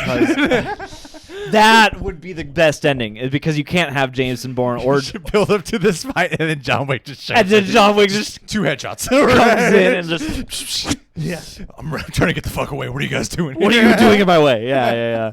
And I mean, I think just an inconvenience in the middle of him being on the run. And I think people would be okay with it because right now, at least, John Wick tracks the best of those three. Of course he does, man. People love Keanu, and somebody else pitched. I forget who, but somebody pitched a Keanu universe where just all that'd of his be great. characters. Also, I mean, somebody else said like a Bill and Ted one, and I think that would actually work. Oh, Ethan Abraham in the chat is saying Hitchcock's cinematic universe. Oh my God, that would they should just do what it. An awful place to like live. what they tried doing with League of Extraordinary Gentlemen. They should do that and get like Kenneth Branagh to direct it, because I am not a fan of the way he directs his movies, generally speaking. I've heard it said that there is a very, very, very different persona behind the camera between Shakespeare, Kenny B, and everything else Kenny B. In the chat, Doom Patrol versus Strength. I heard someone mention. I can't find her name right now. I heard someone mention The Boys versus Doom Patrol, and I recently started up Doom Patrol. And I recently started up. When are you going to watch Doom Patrol, John? I recently started up Doom Patrol, and I think, them versus the boy. I'm only on episode 4 right now, though, and I think them versus the boys, that'd be really fun. I think if you take the boys, not the superheroes part of the 7 within the boys, the actual the boys versus the Doom Patrol, that would be a really fun time, especially with that kind of level of vulgarity and such. Also, I saw Umbrella Academy. Fucking great show. Ooh, Gerard Way, what up? Fucking great show. They're doing that fucking Umbrella Academy. Fucking great. My Hero Academia versus Demon Slayer. The heroes would win. I like Demon Slayer, but the heroes of My Hero Academia just have like crazy more power. Have you seen a Midoriya fight versus a Tanjiro fight? Yeah, that'd be fun. Hi, Spider Dark. Welcome to the chat. Someone really wants a Real Rejects collab with Dwayne and Jazz. Oh my God, I would love that. I've seen that shouted out here several times. I would hit on Dwayne so much. yeah, definitely. Oh, there's a new hashtag starting for me to watch Doom Patrol. Perfect. Yeah, John, watch Doom Patrol. What the fuck? Every time I open my Twitter now, it's just going to be a new list of shows I need to you should catch up on. All right. Unbreakable, Split, Glass meets Life is Strange. That'd be fun. Okay, Gabriel, I gotta acknowledge this.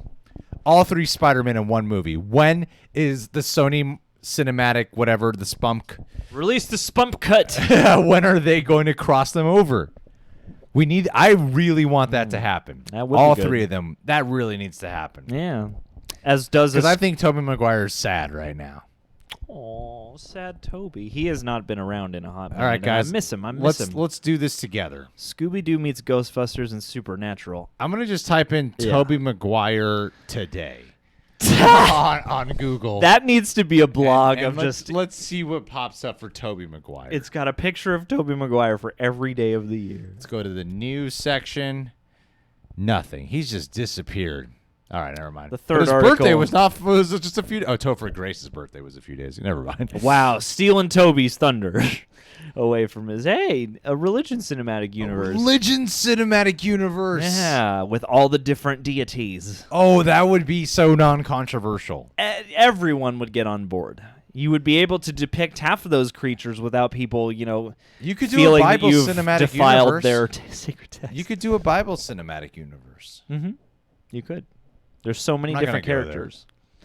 But you should go there. Hollywood. I won't do it, but if you're listening, Hollywood. well, get and now imagine the Entertainment Weekly centerfold where it's like, oh, we got who's the guy who directed Mother? We got him, Darren we got Aronofsky. Aronofsky, we got Mel Gibson. We You got remember director of Charlie God's Not Dead. Hunnam, but you can't remember Darren Aronofsky. Well, when was the last time he made a movie? Oh, Mother. Has he made a movie since that? Yeah. What is it? I don't know. You're the movie trivia king. You almost beat Mike Kalinowski, and I sucked against the Barbarian. Don't give me that. You know what? Everyone's going to remember your match, though. And I'm bitter now because of other people. Well, that's okay. And I blame you. Because who else am I going to blame? That's true. I'm the only person here. Let's A read some process the of super chats elimination. up. John, am I set up properly? Yeah. Mhm. Are we current? We got Flev, we did Eric, and okay, so we got yeah. Achara, come on. Bernie Alvarado. I mean, John. No, Dolan, K. Sackett, we go down. We keep going down, actually. We're kind of behind. No, man.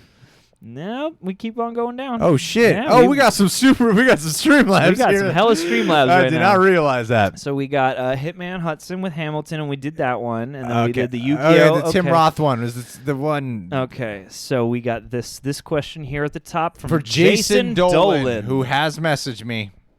ain't no twice. Josh Brolin. You Thanks, should. Jason. All right. He's sending me dick pics. Oh, I love All right. Jason's dick pics. Tim Roth's character in The Hateful Eight is the great-great-grandfather of Michael Fassbender's character in Inglourious Bastards. Is that true? Is that something Tarantino said? Are you That's literally just laying down a piece That of sounds fact? like something Tarantino would say in some weird radio interview. I could see it happening. I mean, it's exactly Yeah. the kind of thing he would say. That's 100% Yeah. thing you would say. That's all- I'm like, and now I can't dispute it. I'm like, it must be true. I can't, yeah, that sounds 100% It true. has to be true. Well, thank you, Jason Dolan. Thanks, Dolan. Let us know if that's real info or if you're just pitching a hypothetical. Okay, Sackett Kay can't hack Sackett. it as she plays Ratchet and Clank It. Call Sheriff Brackett. She's got this wonderful tactic for us to read off from Kate Sackett on this Streamlabs Super Chat It. Creaking like a mattress. Thank you. A revisit to question Greg asked last. John, can you read it, please? A revisit to a question Greg asked last stream when I mentioned finishing Last of Us 2. Sat with it for a week now and must say, any game that can cause me that that many emotions and take a risk should be commended. Overall, I loved it as a sequel. K Sack. I keep saying your name's Katie.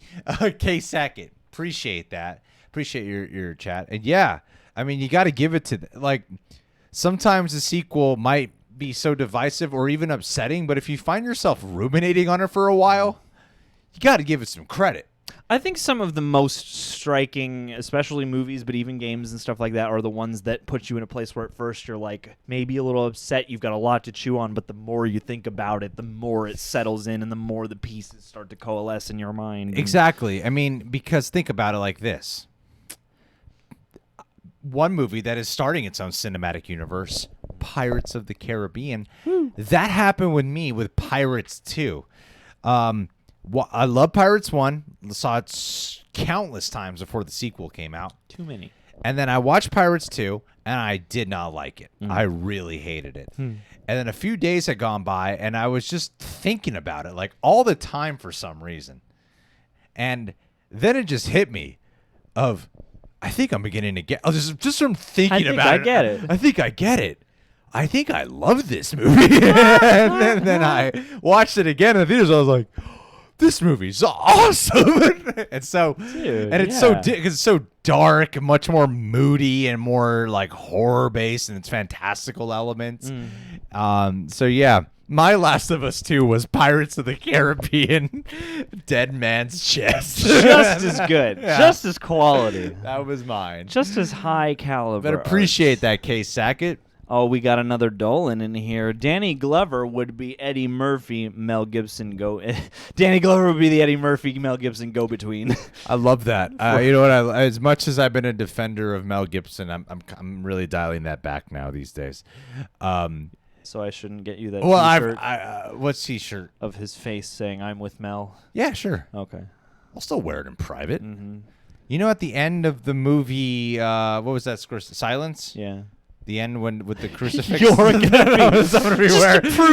every shirt I'll have underneath is your Mel Gibson shirt. I just imagined you in a position where someone's forcing you. You gotta step on Mel's face. You gotta step on this picture of Mel. You gotta step on it just to prove that you're not faithful. It'd be funnier if more people had seen Silence. I think that's an underrated Scorsese. Yeah. Because there's this interview circulating around the time of like, hey, do you like Mel? Hey, when they ask celebrities as if like another celebrity's opinion makes the biggest fucking difference in the world. Well, they know. They know celebrity life, so they can tell us who to like. Right. So there was, so they interviewed Murtaugh. They interviewed Danny Glover. Danny DeVito. They interviewed Danny Glover because he's worked with Mel a few times now, right? 4 times to be exact. And they're like, so what do you think about Mel Gibson's recent comments? And he just kept saying, look, Mel's a real friend of mine. He's a real friend. He's a real friend. That's all he kept saying. He just kept hammering it down. So that opened up the door for everyone to be like, Mel ain't racist because Danny Glover said it. And I've been a guy who's been, I love Mel. But I think he's got some issues he's got to work out. In the meantime, I'll watch his movies in private without anyone knowing. Well, yeah. In the Except meantime, everyone knows because I'm constantly vocalizing it. Well, I mean, there are a lot of ways to discuss the conversation of art and artist, but as much as I don't like piracy, if you morally disagree with somebody and you don't want to support them, but you're still curious about what the thing is, you could always just watch it. Yeah. Non-monetarily. Richard Bentley, I'm seeing your comments in the chat. I'm glad to have you be a part of this as well. Yeah. But, okay. Oh, Bernie Alvarado Yeah. going down to eat some avocados, goes down to the drive of Rodeo, and he gonna give me some Joe Blow movie trailers. Bernie, competing in attorney, have you carried out on a gurney? Thank you for your... Bert and Ernie. Yes, thank you for your... I was going to call it Super Chat, but that would be Streamlabs. Happy Madison Cinematic Universe. A bunch of Adam Sandler characters in one movie. And then we can finally, once and for all, see if any of them are actually different from each other. I'm Adam Sandler. I'm Adam Sandler. Adam Sandler. We are a bunch of Adam Sandlers here. Look at us all. It's Adam. One of us has a guitar. It's Adam Sandler. The Adam Sandler voice that he does. My mind will always go, "Oh, I can't do that right now. I can't hear it." And all I gotta do is do a bad version, and then I'm like, "Oh, that's how you do it." That's how you do the Adam Sandler voice. It's not a good voice. It's not really the easiest thing to impersonate. That'd be very annoying. They're all on Netflix. Sack Attack. Kyle's back at it. Thank you for contributing as an living in denial. Can't get out of my mind, Kyle. I treat him like my own child. Oh, don't let Kyle spit out all that bile. You want to rap battle him across the lines of 8 Mile? Well, he rocks all that crazy ass hairstyle, spilling your brains all over the tile. Anyway, as for an insane crossover, I'll take Greg's Mario Kart movie, John's all-car movie universe, and throw in wacky races. Yes. Woo! Yeah, why not? Throw it in. Dude, that'd be fucking crazy, man. Mm-hmm. I actually think a Mario Kart. I think if you did a Nintendo Cinematic Universe, you can combine like some weird, trippy ass dream hallucination shit, and do all the crossover movies in one. Dude, you could call it your Super Smash Brothers movie, or let's just say that's a temporary title, but you can have this Super Smash Bros. Thing you're leading up to at the end with the big boss battle. But you could have some weird dream sequence where, like, some hallucination thing where they're forced to race each other, or they're forced to do like games out of Mario Party or something. Dude, you can do that. Why not? Yeah, Cube. It's fucking Nintendo Cinematic Universe. Just make it Cube with the Nintendo characters. Flev Doran. Oh, thank you, Kyle Sackett. Oh wait, no, wait, yeah, no, that was it. Thank you, Kyle Sackett. Thank you, Kyle. And Flev, thank you again. Flev, I got to start watching Devs. A lot of people have recommended what is my Animal it. Planet episode on? Oh my God, is it on today? Oh, it so is. Ah! Chappie goes to District 9. That's the one I want. Dude, you're famous now. You're on. Point my mic at. You're on TV. Babe. Babe. Is my cat from hell on? We're all on Animal Planet. We're on Animal Planet. Hooray! We're on Animal Planet. Woo! Yes. 9 o'clock. I'm not gonna watch it, but I was just showing Watson his video. I was like, look, it's you. 9 o'clock. 9 o'clock Pacific. That means the East Coasters already be watching it. Yeah, I like it. Let's show them the improvement. Chappie goes to District 9. Where's Watson at? Get him in here. Watson Cinematic Universe. This is the post effect. Hi, Wattsbots. Aw. This is the post effect. Watson. Star of my cat from hell. Come here, little buddy. Aw. He has no interest in you guys. Watson's my buddy. Aw.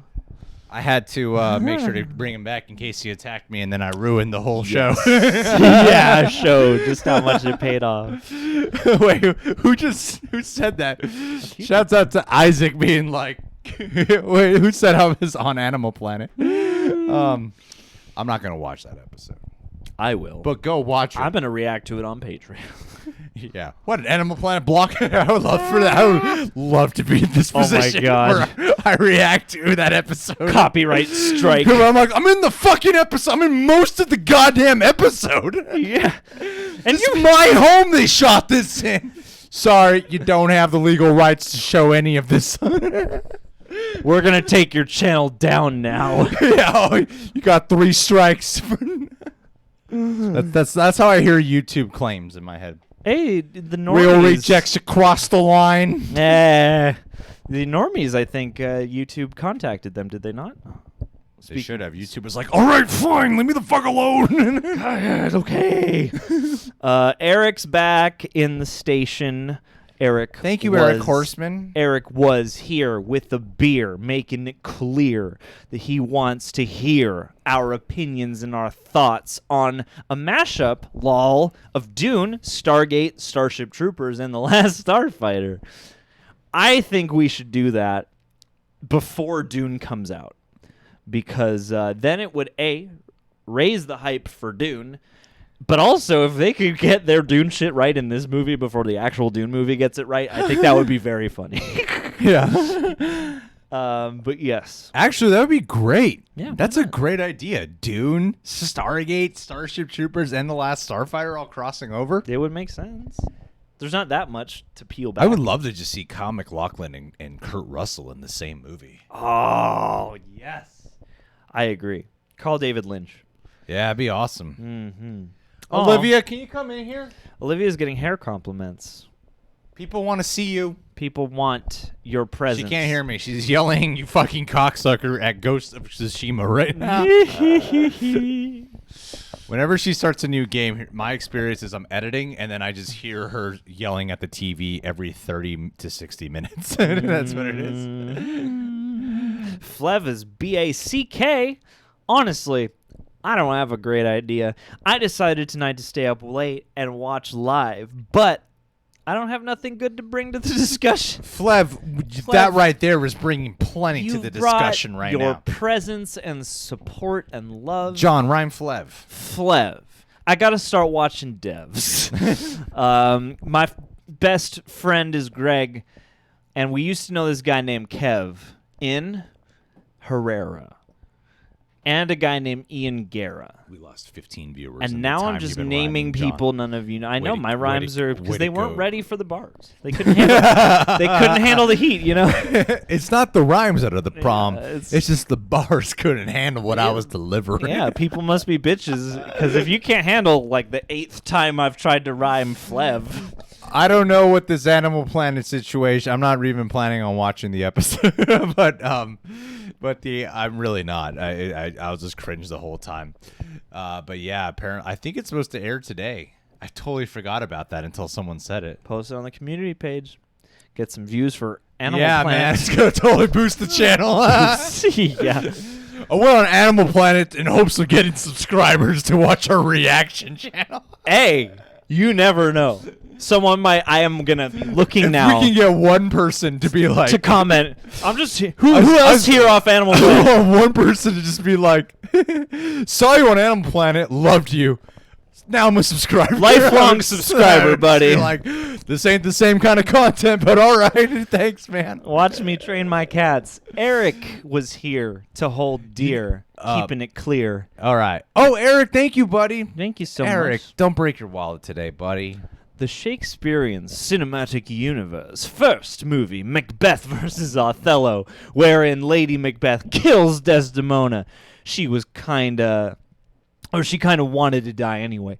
Framing Macbeth and Othello is out for revenge. Damn, that would Damn, be heavy. dude. That would recontextualize a lot of things, but I would be down at this point. Oh, Especially man, if you you- wrote it in iambic pentameter. You gotta make a fucking Shakespearean, like, cheesy ass one-off movie. Like, who directed Abraham Lincoln Vampire Hunter? Timur Bekmambetov. Wow. And you couldn't recall Darren Aronofsky. Yep. I know Timur Bekmambetov, who is the Luc Besson of this generation. That's what I mean. You need a director like him to do some, like, just cheesy ass Shakespearean action movie. Yes, yes. I want it. I'm surprised it hasn't happened. Thank you, Eric, for that contribution. That's a hilarious one right there. Actually, I think he's being kind of serious. That'd be cool. That would be cool. Thanks, dude. I would still be down. And you know who else is down? Is Chill Level TV. Hit you with the pipe like PVC. Take it on TV like RCA. Get out of my way. We could take it one word at a time, you know? Chill. You don't want to go out there and kill. You want to behave so chill. Otherwise, you'll go down to the level of the devil, and then you're going to feel this malevolent spirits.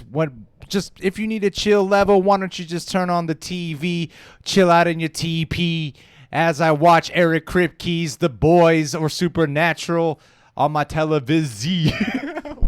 On my Zenith TV. I need my girlfriend here. What do you say? Thanks, chill level. He Hola, said- rejects.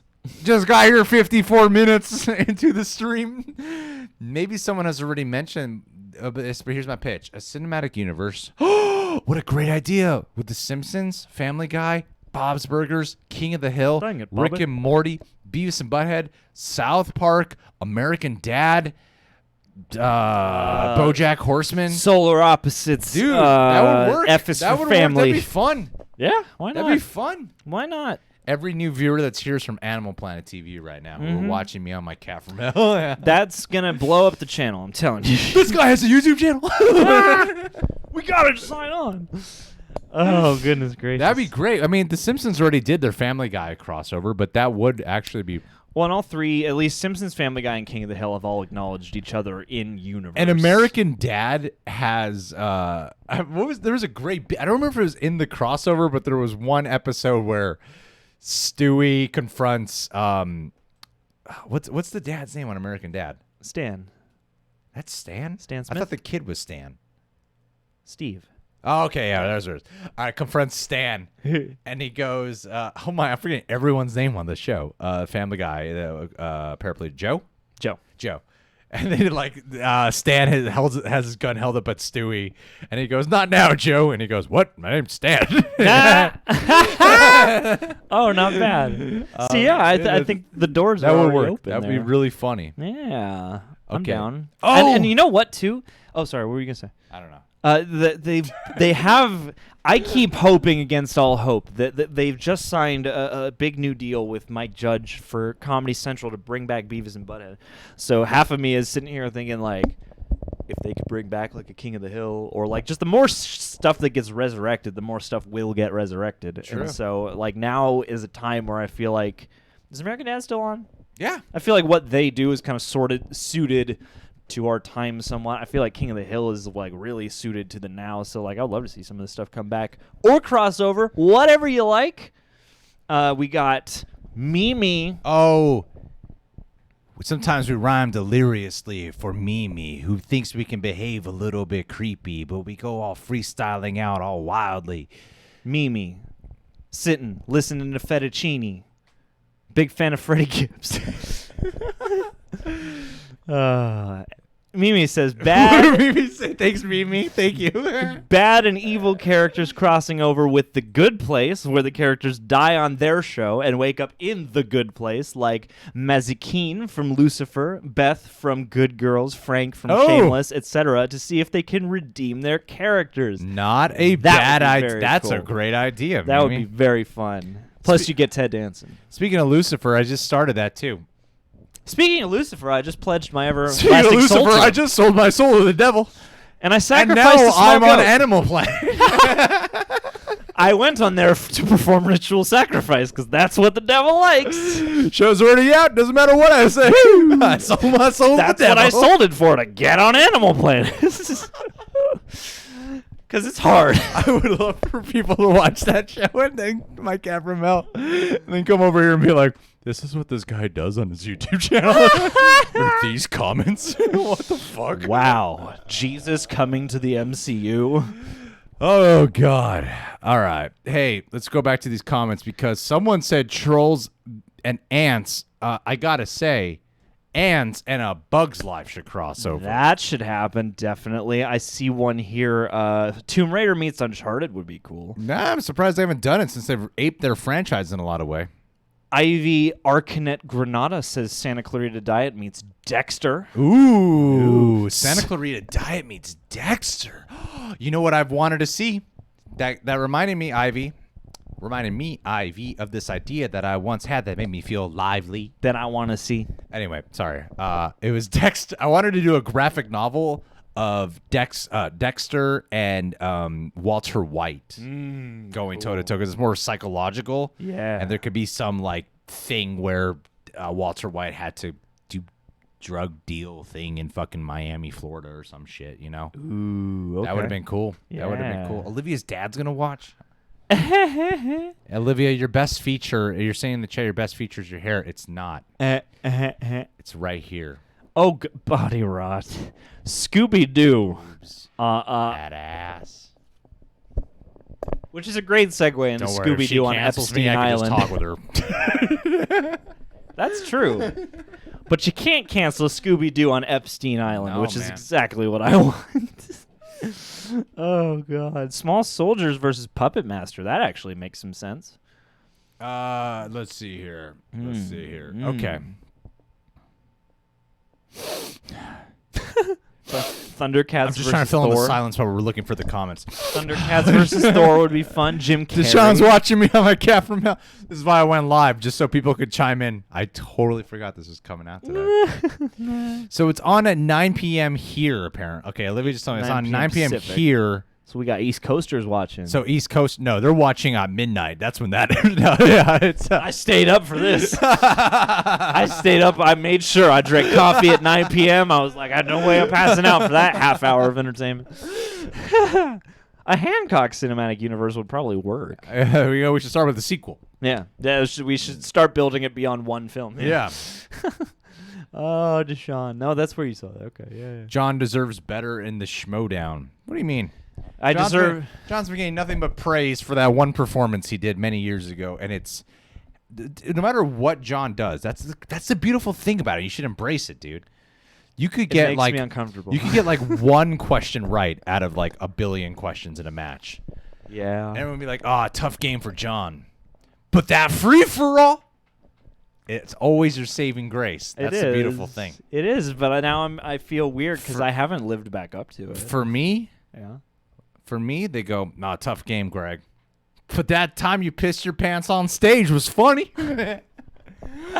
Which reputation would you rather have? That's fair. That's fair. Fair enough. I liked Lucifer. Mimi in the chat's asking. I liked it. I was expecting something that was a little bit more along the lines of something that's more akin to supernatural per se. And honestly, I had no idea what to expect. The show's very corny and very cheesy, and maybe it gets It like started really on network. Yeah, and so I was kind of taken aback by how it felt so much like network television. How does it feel if you're watching it through the scope of like, oh, this is a new Fox TV show? Like, I just finished all of Gotham, which is pretty fucking also a like Fox TV show. that's very cheesy, but also very edgy. And then this show was just like very like the most networky adaptation I could imagine for this concept. Really? And I'm actually surprised. I really enjoyed the lead character. All the performances are fine, and the lead character I thought was fun. I was into it, but I found myself not thinking about it until you asked me this question, just until Lucifer was brought up in this chat. So right now my attention is more focused on making my way through Doom Patrol. It's kind of hard to be watching like Umbrella Academy and Doom Patrol, two very R-rated shows that are designed for streaming, and then suddenly I'm like, oh, Lucifer. Yeah, that's all right. You know. Aw. Cartoon Network versus Nickelodeon Cinematic Universe. Now that sounds like a thing. That'd be great. Like Oh, okay. That How sounds much? like a video game that needs to have. We got to wrap up in the next 30 to 40 minutes. True that. I'm trying to be realistic with this expectation this time. Yes. Okay. So. So yeah, I want to make sure that we're not far behind here on the super chats. What time is that? We're 5:10. Oh So my we're an God. hour and 10. Why does this always happen? All right, I boxed. Okay, so now the rap's got to get more compact. Only 2 bars each. All right, what is this? I box at night. 23andMe, getting my genetics tested. Okay. Looking I at my box at jeans. night when I play Dewey Cox so tight, and I rocks at your light. And what happened when I fight at the? Oh, I lost it, John. What is it? The acai? The ACU, Anime Cinematic Universe. Oh, nice. In today's climate, that'll bring the big bucks, no doubt. Yes, if they did it as anime. Whoa. Hold on a sec. If they- Okay. If you're going to do an anime cinematic universe, let's first figure out how the fuck to do a proper anime adaptation. Well, as was And then we can think about a cinematic universe. yeah, the only way a cinematic universe works is if you do it in animation and not live action. Yeah. Because that genre of adaptations has a long way to go. I mean, I think an anime cinematic universe is, like we've mentioned it many times in the last 2 hours. I would the love it. animated cinematic universe is something that needs to happen. Mm-hmm. Or just fucking a demand proper good anime movie is something that needs to happen too. I'll start there. I think that's where we should start. Is with Yes. a decent anime film. I've heard that Lucifer does get better. I'm seeing that in the chats. Don't worry. I will continue it. Knowing me, I will continue it. We got Eric Horseman. Eric Horseman, back. who goes around from Streamlabs to Super Chats. You got to love that about the I guy. do love it about the guy. A Clive Barker universe would give me a horrorgasm. I think that would be great. I mean, Clive Barker has, of all the Thank you, Eric. yeah, of all the auteur, Yeah, thank Yeah. you. Yeah, thanks for the Super Chat, man. yeah. Holy shit. Is that a Super Chat? No way.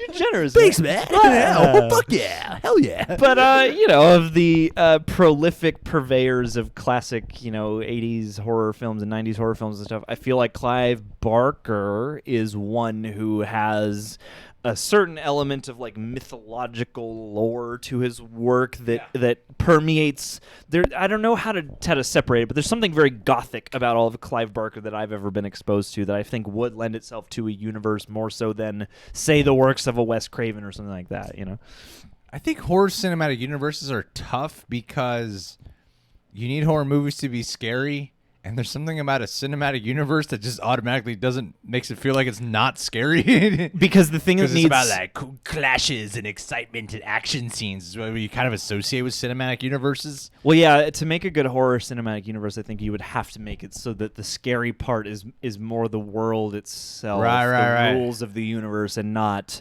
a particular character or something like that. So it wouldn't just be like the lead Pinhead, whatever people call him. But you know what would be great? The Office and Parks and Recreation. I am surprised that I'm surprised they never did it, considering there's similar people cast and worked on it together. And there's know? nothing precluding them from occupying the same universe. It's actually pretty surprising that they haven't done that. Unless I'm totally missing something, I'm pretty surprised they don't exist. Is there a Zoom special? I think it's because who's what's her name? The girl from I Love You Man and Rashida Jones. Rashida Jones. Well, she's got a sister. That's how you would explain that away. yeah. Because Rashida Jones is in both. in The Office and she's in Parks and Rec, so I think that's why they haven't attempted it. You could just say that she's in witness protection. But that isn't a bad idea, Eric Horseman. Mm-hmm. John would especially love that. I would. Nancy, my sweet Nan. Sorry, I have to say that every time your name pops up. My favorite Pokemon is Chansey, but you can't do better than to catch them all unless you catch it, Nancy.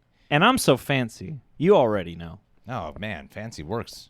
Yeah. I don't know why I reached all the way into the depths of Pokemon for that one. Nancy, keeping it fancy, sneaking around like Tom Clancy. Like the Pony Prancy. Yeah. All right. Knives Out, but not... okay, Knives Out. I know. My eyes are so blurry. Knives Out's Benoit Blanc and the Conjuring cinematic universe. Also, glad to finally be able to catch y'all live again. Glad to have you here with us live, Nancy. That's nice. I would love to see Benoit Blanc investigate spooky shit. That would really undercut the horror. So many Donut things. hole. This ghost is like an eclair. Oh, John, bring the accent back. That's right. I'm going to bring my drawl back into the Bring chat. it back, John. Especially since, Nancy, you've missed a couple of our streams in the past. You can't be missing out on this southern drawl. Yeah. The only accent I won't be, vehemently slapped over. I think.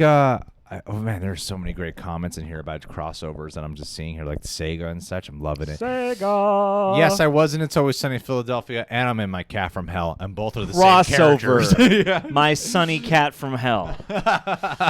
David Gandy. David Gandy. Sweet like candy. Look around, man. He's a dandy. I would love to give him a hug. I'll never call him a namby-pamby because he could kick my ass with Taekwondo insanity. That was genuinely good, John. A broken clock, man. Right twice a day. Genuinely good.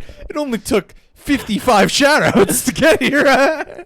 I've been listening to a lot Damn, of... John. That was good. Thanks, man. I've been listening to a lot of clipping albums in the last couple of days, hoping that those fast flows will rub off. What did you say? David Gandy said a Sicario cinematic universe. Man, fucking uplift that goddamn cartel. A look at the drug war from different points of view interacting. The DEA, frontline cops, courts, lawyers, etc. Kind of cinematic Law and Order. Kind of. With, more beheadings and kind of a Breaking Bad and universe. Piano if you ask me. wire neckties. Yeah, that is. I mean, you got Breaking Bad, you got Better Call Saul, which deals a lot with similar subjects actually, and then of course El Camino. So I honestly feel like the Breaking Bad universe already has the Sicario thing already like done. If you watch Better Call Saul, and if you're up to date on Better Call Saul, you'll see that it's pretty similar. But I will say that a Sicario one could lend itself to a little bit more of a action-based one, which would be cool, because I think the action in Sicario is pretty sweet. Just you don't really go like, ooh, action movie, because it's such an intense film and it's not about the action. Well, let's face it, the action's pretty fucking cool in that movie. Yeah. It's also one of those movies where like they make the dramatic moments extra intense. Hello, Anthony and Bart. Oh my God, I gotta shout out this comment in the chat. Oh, what is it? I gotta shout it out. It says, from a man named Aaron, Paul Blart Mall Cop meets Dawn of the Dead. I would fucking love it if you're doing a Paul Blart 3 and then suddenly it just turns into Dawn of the Dead. These people invade the mall. He has to protect them from the zombies. That would be so funny. You could already see it. I want that. And I think I would if it was literally a Paul Blart movie, I would still watch that opening night. Guys, I hope. Okay, that's what I'll break quarantine for. Hellboy versus Ghost Rider. That's another great one right there. I'm Hellboy. All right. Okay. All right, we're not too bad. Not too bad. Not too bad. We're not too bad. Not too bad. We got a couple No, people we're we pretty can, behind. but we got some people we can double up. I just went way to the bottom. We're pretty behind. Oh my god. All right. All right, Niraj is back. We're gonna catch up Niraj with Krishnan. efficiency and focus here, and we're gonna go through this. We got this. All right. Niraj says the Hitman. Thank you, by the way, my friend. Thank you, Niraj. Hitman series and the Transporter series universe combined. That sounds like it would be a natural fit. I mean, yeah, that's a great call. I mean, I think the Hitman would win. yeah, based on the characters, yeah. I'm like, one's a better franchise movie, but yeah, the Hitman would win. But you do have your realm of like cheesy assassins, and then you got like your actual cool assassins like Bond, Bourne, Wick. And then you got your transporters and Hitman. So I think that actually would be a good goal, man. Hitman and transporter.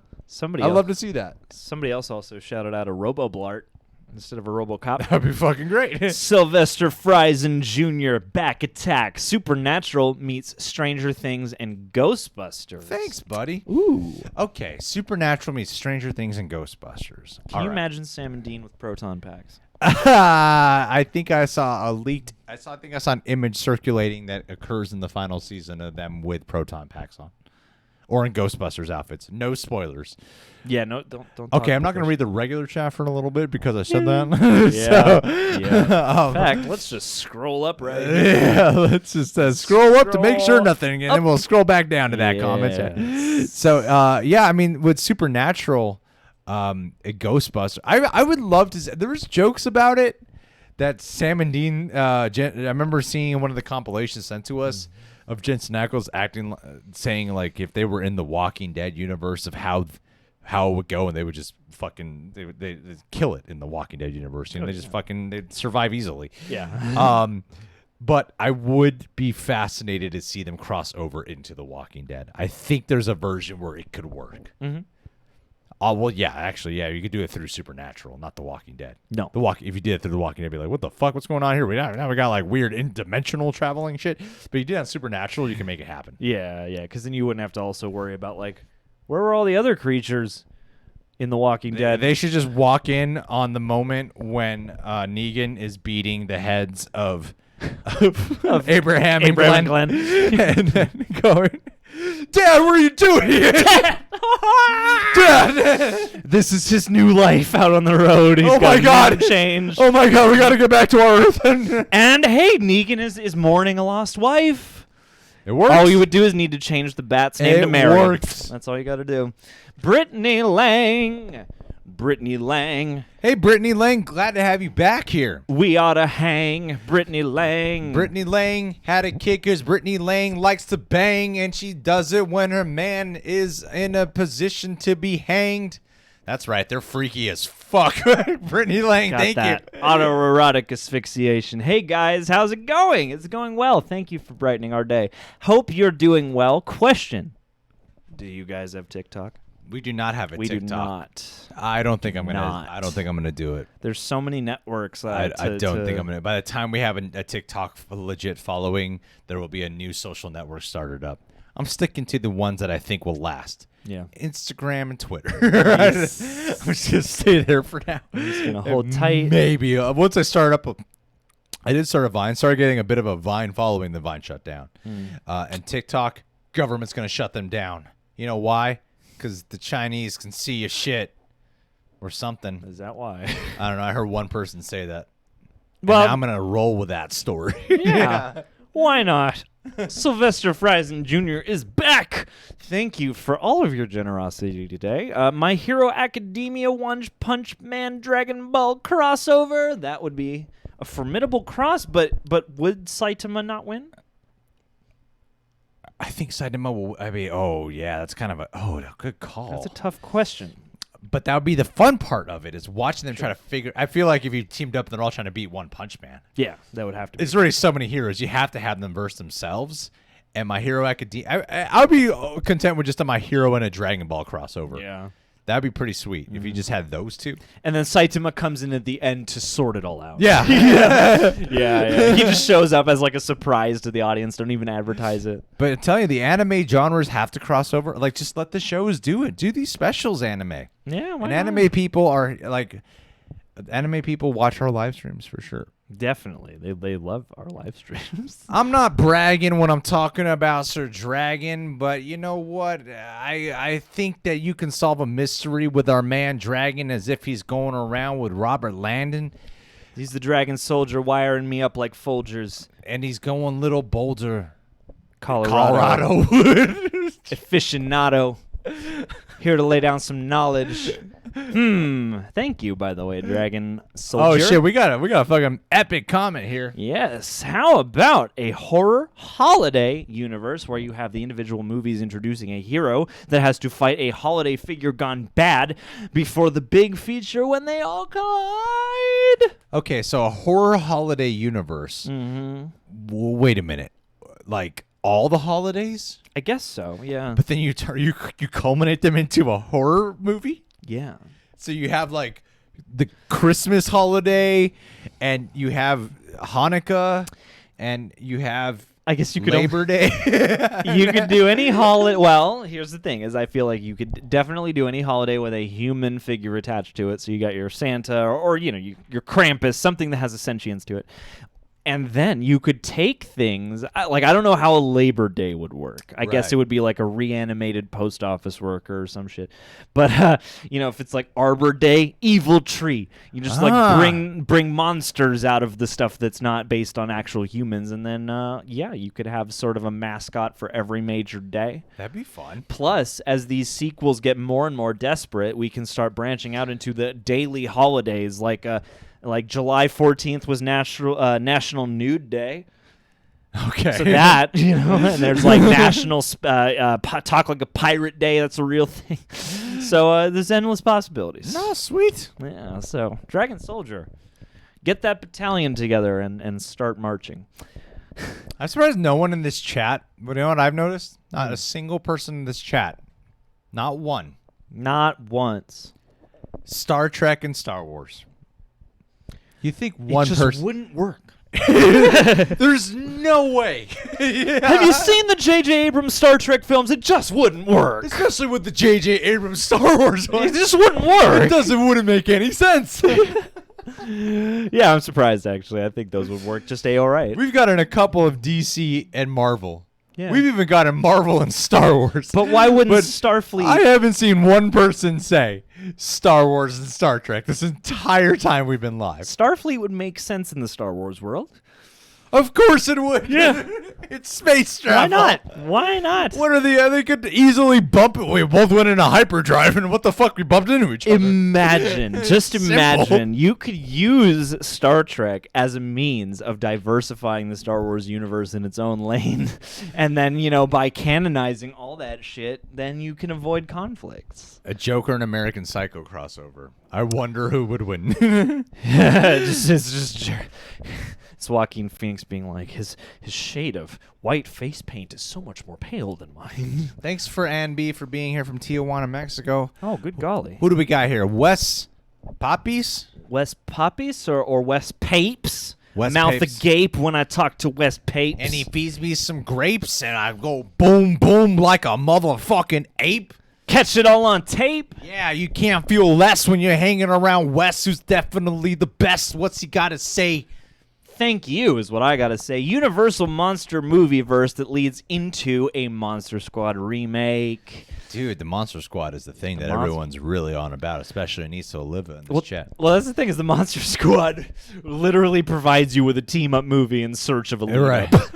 Well, I think Universal Monsters is, I think they're subtly, I think they're kind of like redoing the They Dark are. Universe. They They're are. just not saying it. They're low-key. They're waiting for like, all right, now we can say it. The Dark Universe is being remade into the Lee Wanella-verse. Because Lee Wanell is supposedly the directing front runner for the Wolfman, the yeah. Wolfman movies. So, With Ryan Gosling. which I'm cool for. I was almost about to be like, here's what I got. Lee Wanell directing this. But actually, Yeah, I fucking love that. It would work. Heck yeah, Bradley. Thanks, Wes. I think that was your first time you ever super chatted us. Thank you, Wes. Very much appreciate you. And also we got Bradley Bledsoe in here, who's a recent addition to our Patreon fam. So Thanks, Bradley. welcome, Bradley. Side note: whenever I hear the name Wes, I think of the Nicole from the fucking baking show.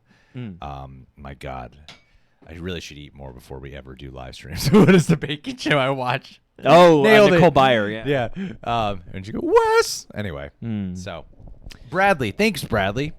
Bradley Bledsoe with my new flow. And I bled so much that I can't know when I like to go around here, do the disco with the go-go with Bradley Bledsoe. Catch it on a GoPro. See him on the schmoes, no. Yeah. So... Thank you, Bradley. Hey, guys. Coming from Patreon again. Thanks for the shout-out last time. It made my day. I'm glad to hear that. I would personally love to see a Half-Life Portal cinematic universe based on sweet. Valve's games. Party on, dudes. You didn't do it. Party on, dudes. You didn't do it. Party on, dude. That's how Abe Lincoln says it at the end of the movie. Well argued. Thank you. I know that enunciation well. Coming from Patreon. Yeah, I'm not familiar with the Half-Life Portal cinematic as well as I ought to be. So. Half-Life, the thing is, there are only 2 Half-Life games, and it's such a meme that the third one will never be finished or made. So I'm wondering how much space you would have to operate. But like Portal won so many Game of the Year awards. I don't know how you would adapt Portal into a narrative. It's making me think about how they don't really do many game crossovers anymore. No. I feel like they used to be a thing. You get them like pretty consistent with fighting games now. Yeah. Especially in like the DLC areas, but beyond that, they do that with fighting games a lot. You know, like Marvel, DC, Mortal Kombat, Capcom, all that shit. Which are like their own franchises, and those are crossovers already. But it would be cool to see them like develop, especially ones with their own umbrella, Naughty Dog, Ubisoft, whatever, where they can figure out a way to cross them over. I think that'd be really fun, especially when like the gameplays are kind of similar to one another. You could figure it out, and I think people will be on board with that. I mean, the thing I assume holds this up is that video game development for quality games is expensive, but I feel like video game is perhaps like one of the best places to do crossovers like that, because it's what most people want, is not even only just to see that happen, but also to get to engage with it and play it, you know. So I'm surprised there hasn't been as much as that. I'm surprised also that for as much of a legacy as Half-Life has, it's never been attempted as I don't think it's been attempted as a live action thing, but who's to say? Yeah. Never lose your nerd. Never drink booze with a bird. Don't go cruising a turd. Don't trust a moo in a cow herd. Godzilla, thank you, by the way. Godzilla Monster Universe and Pacific Rim crossover. Destroy all monsters and robots. Starring Charlie Hunnam. Charlie Hunnam and John the Boyega. girl from Stranger Things. And yes, and Millie Bobby Brown. Yeah. Ooh. Yeah, that would work just fine. That would work great. I would probably root for Godzilla still. Wait a minute though. The Pacific Rim universe, you would have. Okay, so is the idea actually it would work, because the problem with these Godzilla and King Kong movies is they make like human characters which are nowhere near as intriguing as just wanting to see the monsters do their thing. Where the great thing about Pacific Rim is that going into the Jaegers gives you you have to give a shit about the characters, or you have to focus on the characters, because it wouldn't work without the characters. The Jaegers require the humans. The Jaeger creates a nice bridge, I think, where you can go, oh yeah, my characters who I hopefully care about are in there, but also now we have a cool cipher for the fight. So if you have the kaiju alongside the Godzilla kaiju, and then you need the Jaeger people to fight them, it would work. Are you okay, John? I'm dying. Really? I'm so unwell. I'm falling into this desk. What is happening right now? I'm just getting a bottle opener because I'm thirsty again. Okay. Don't worry.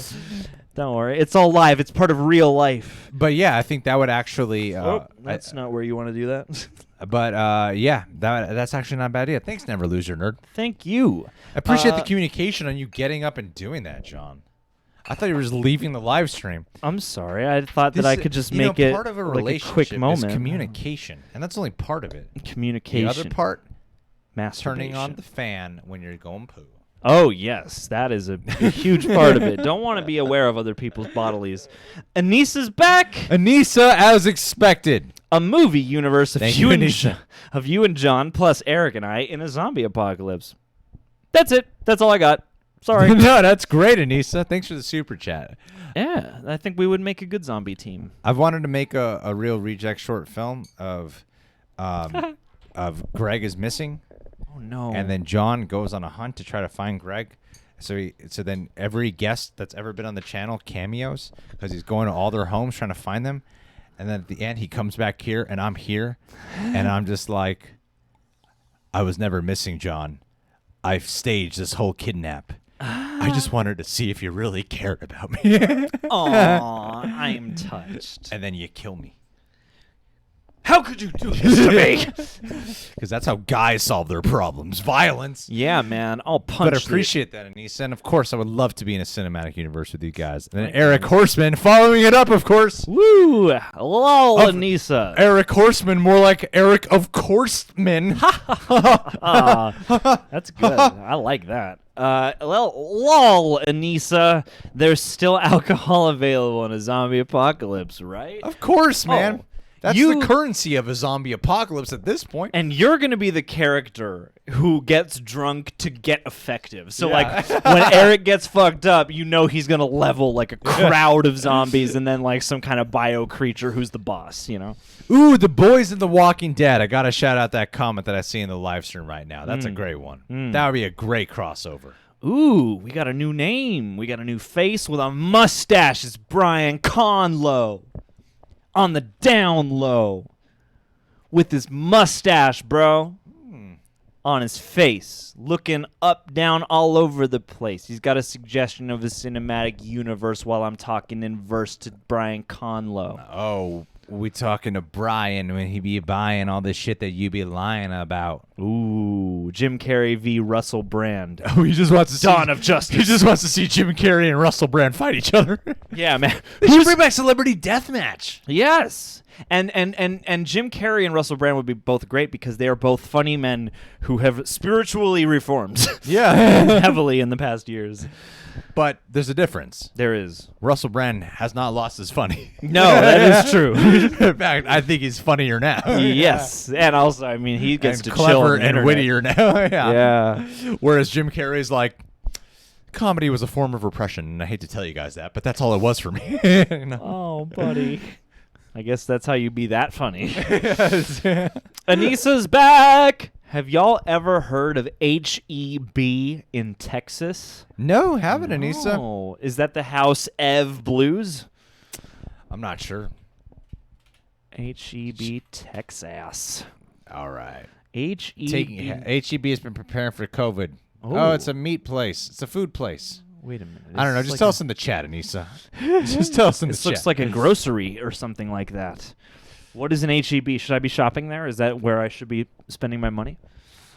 I don't know. I'm working on being more informed as a consumer and being more deliberate with who I buy from. So Just looking at the chat right now. to see if anybody spoiled that. Yeah. Ronald Erica McDonald. Tuesday. Erica. Anywho, We have not heard of the HEB. we haven't heard of the Heb. I'm sorry. Enlighten us. Haven't heard of the Heb. Enlighten us. Ringy 542. Ringy. Ringy, these rhymes are going to be a little dingy. Yes, they are. Little bit pingy hearing rattling sounds. We need snacks when we do these We live do. streams. We do. We need like a bowl of. Don't you notice when John Campia does his live streams, he's always like munching on hot dogs and chili burgers the entire time? That's right. He's always in mid bite when he's talking.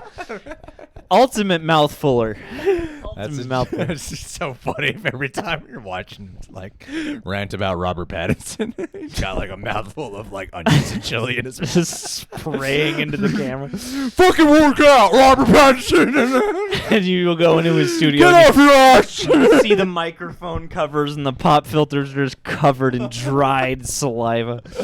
Oh, TMNT and Resident Evil. Thank you, Ringy542. TMNT and Resident Evil. Oh, interesting. The ooze that made the turtles could be created by Umbrella Corp. That'd be fascinating. That's plausible because Resident Evil isn't just zombies; it's bioorganic monstrosities as well. Wow, this fucking this ooze is a goddamn free for all, isn't it? It You can know- just do anything. It creates turtles. It's the brings stuff. a rat to life. Fucking makes zombies. It's the Allspark. it's a MacGuffin that does everything. Does everything we need it to do for the It does plot. anything and everything. It's a mysterious goose, whatever. But no, I think TMNT fighting zombies would not be bad. That I would think be that'd awesome. be pretty cool for.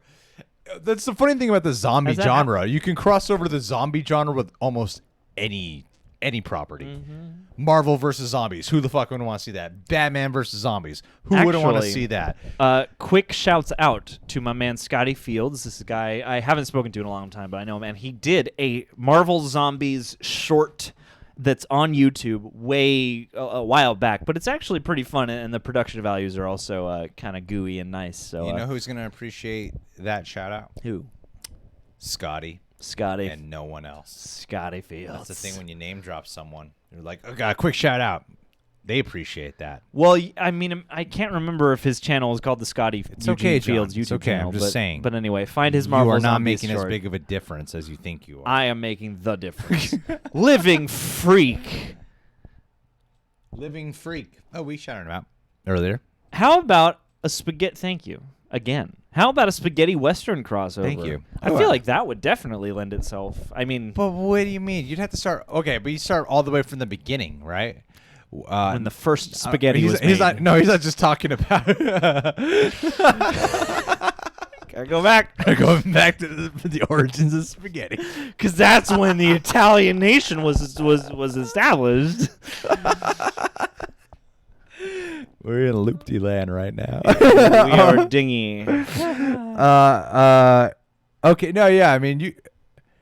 Wait a minute, though. Planet of the Apes and Night of the what Living would a Dead. spaghetti western crossover be exactly? It would though? just be a spaghetti western, but with a lot of recognizable characters. Like you would do individual spaghetti western movies and eventually have them cross over with each other. Is that the conceit here? I guess so. I guess you would have to have some kind of connective tissue, and then have an array of ensemble characters. Or Rambo versus Rocky. That is an appropriate matchup. Those two need to fight. I'm just saying that would be just as entertaining as a spaghetti western crossover. Agreed. I wouldn't mind it. You could call a Red Dead Redemption franchise. Right Yeah. there. I mean, the thing is, I feel like with a lot of westerns, there's not a lot separating them from occupying the same world unless they're the exact same story being told because you're just in the frontier. Just have them versus zombies. I mean, everything works with. I saw somebody talking about Planet of the Apes, and I was like, Crash Planet of the Apes, the Dead franchise, Right. perfect. Anissa's back. Anissa. The Ellen Cinematic Universe. She said it twice. She super chatted twice and said the Ellen Cinematic Two, Universe. a double, and Eric Horseman. Thank you. Well, And Rizzo Gaming have oh my all God, everyone's on joined board for the Ellen throng. Cinematic Universe. And they're saving us 4 questions worth of time. Now, Anissa, you said you contributed twice in honor of the Bernie Sanders campaign. No refunds. yes. What?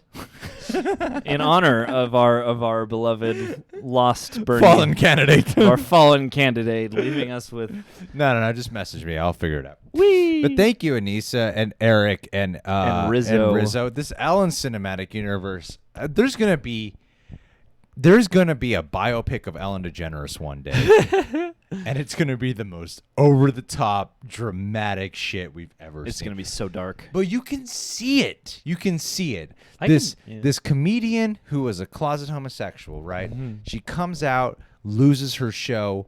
she's put in this terrible spotlight, but she's like this activist, this person who's championing being gay in Hollywood and being open and outspoken. Then she gets her show beloved, but then she becomes this egotistical Hollywood celebrity, and like goes from someone who was important and meaningful to this woman who everyone despises, and then Miss Mojo makes a shit ton of videos about her. Oh no! Right? Miss Mojo. You could already see the movie. Mm-hmm.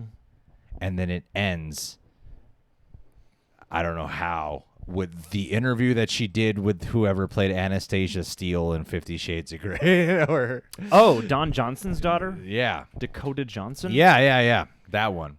Oh, somebody. All you gotta do is hate on her, and you're good. Sorry, I've been doing a little Googling. Yeah, John, what the fuck are you doing? Body Rot just pitched to Jack Slater from The Last Action Hero versus Howard Langston. We're focused on these chats right now. I am.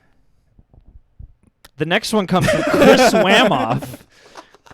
Chris Wamoff, man. Or is it Wamoff? I'm off. You're off. Wamoff. Looking tougher, hanging out with Christopher, getting buffer. Getting around here, and I look at him getting buffer, and I start to do a jack off with my Chris Wham off and a blam off with the stam off and the mam off. This John was a just read great the rap. fucking comment. A League of Extraordinary Samuel L. Jackson We're in character. delirious territory. A League of Extraordinary Samuel L. Jackson's character. Work watching. What does that mean?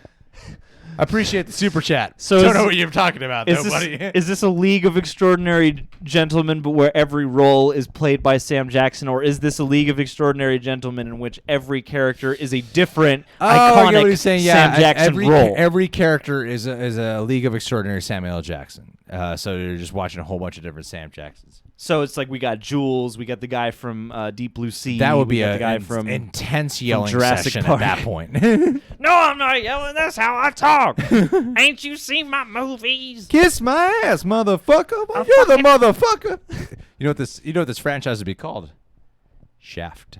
They deserve to die, and they deserve to burn in hell. Actually, that third Shaft movie, the one directed by Tim Story. Not The the best third. I don't know why I said it's the third Shaft movie.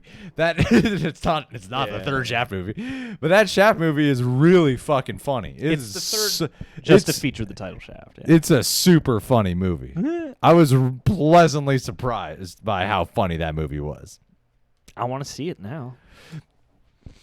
Anissa's back, and she says, "I Hey, love John, y'all. do you have a cracker on you? I just have all of my being. Okay. I do. I just got it. Yes.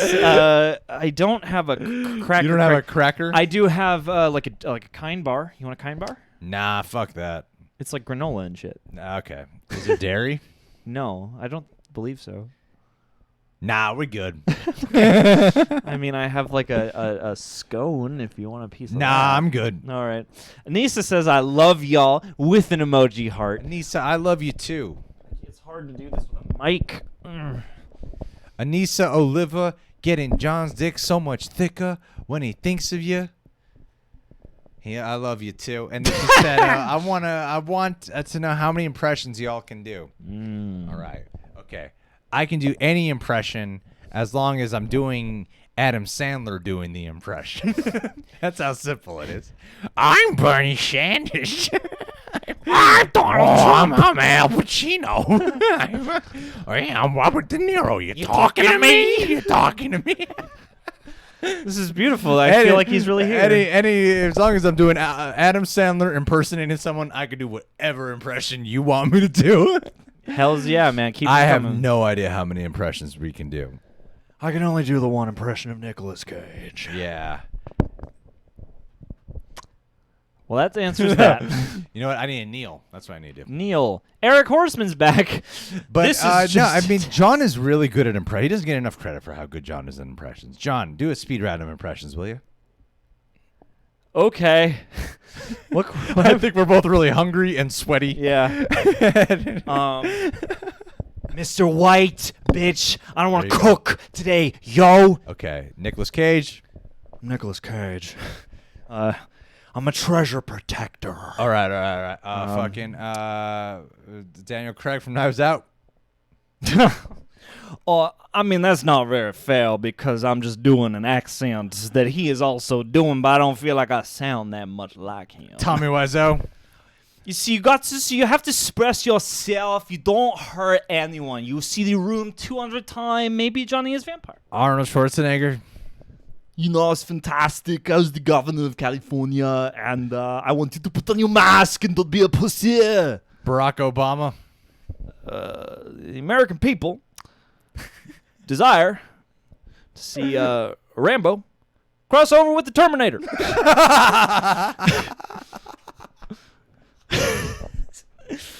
Pride of Philadelphia. That was really funny. Skynet will not receive any tax cuts. It was not as good the second time, but yeah, there you go. There's a The couple. lines were still funny. There's a handful for you. Eric Horseman, This is just a super chat test. just to make sure they're working. it's totally working, Eric. Thank you, buddy. Thank you for making sure the bell works. Anissa, again, test, 1, 2, 3, testing. What test, are you test. guys doing? Stop. Everyone's just testing with money. You don't have to do that, buddy. Thank you for making sure the bell works. We'll name that movie. Where are we? We just got reset. Oh no. Gorilla Geek 27. Gorilla Geek, a thriller freak. Killer, make you say eek. Oh, man. I'm Filipino from Manila, hanging out with my friend Gorilla. What is it? Geek. I'm sorry, man. I'm so like... Blowing up like Dante's Peak. I don't know what happened. Around the 2-hour mark, I was just like, Cutting dicks off, calling them ooh, reek. I am so hungry. I might need to step out to grab some chips. Wooden. That's teak. all I need is some chips, and I'll be fine. Chippin'. A cinematic universe within a cinematic universe. It's called Marvel. The Yes. MCU is already there. It literally, every character is their own They already universe. have their own cinematic universe already. Man, cinematic universe and cinematic universe with comic books is like MLM marketing, isn't it? Yes, it is. Multi-level marketing, multiverse marketing. If you convince this hero to make a franchise, and then they invite 3 of their hero friends to make a franchise, then all those franchises cross over. That's not bad. No. In fact, you know what I want is a cinematic universe about people making a cinematic universe. And then, That's the way of any good independent comedy writer starting right over there. film about people making a film. Mark Leach, thank you, buddy. The Nice Guys, Kiss Kiss Bang Bang, Shabbat. You know, The Nice Guys was originally supposed to be like a sequel to Kiss Kiss Bang Bang, something like that. There was That's cool. some talk about that. That would work. So actually, Kiss Kiss Bang Bang and The Nice Guys crossing over, that would be That would fucking be rad. awesome. That would get Gay Perry in there, get Downey Jr., yeah. Yeah, those are the characters, John. Yeah, do Just that. fun to say Gay Perry. That would be it. Yeah, that would be a blast. The Nice Guys and Kiss Kiss Bang Bang. Kiss the Nice Guys. And then don't then stop bang. there. Get the Predator. Kiss the Nice Guys, bang the Predator Predator. and Trevor Slattery. Get them all in there. Boom. Eric, Eric Horstman. answer me this. Lucifer versus Crowley. Who would win? It's fucking Lucifer. He's gonna win. In Supernatural? Or just the characters. Or the character Lucifer from Lucifer versus Crowley from Supernatural? I mean, Lucifer will always win. He's the ruler of hell. Yeah, Think about it like this: if Crowley is forced off this earth, where's he gonna go?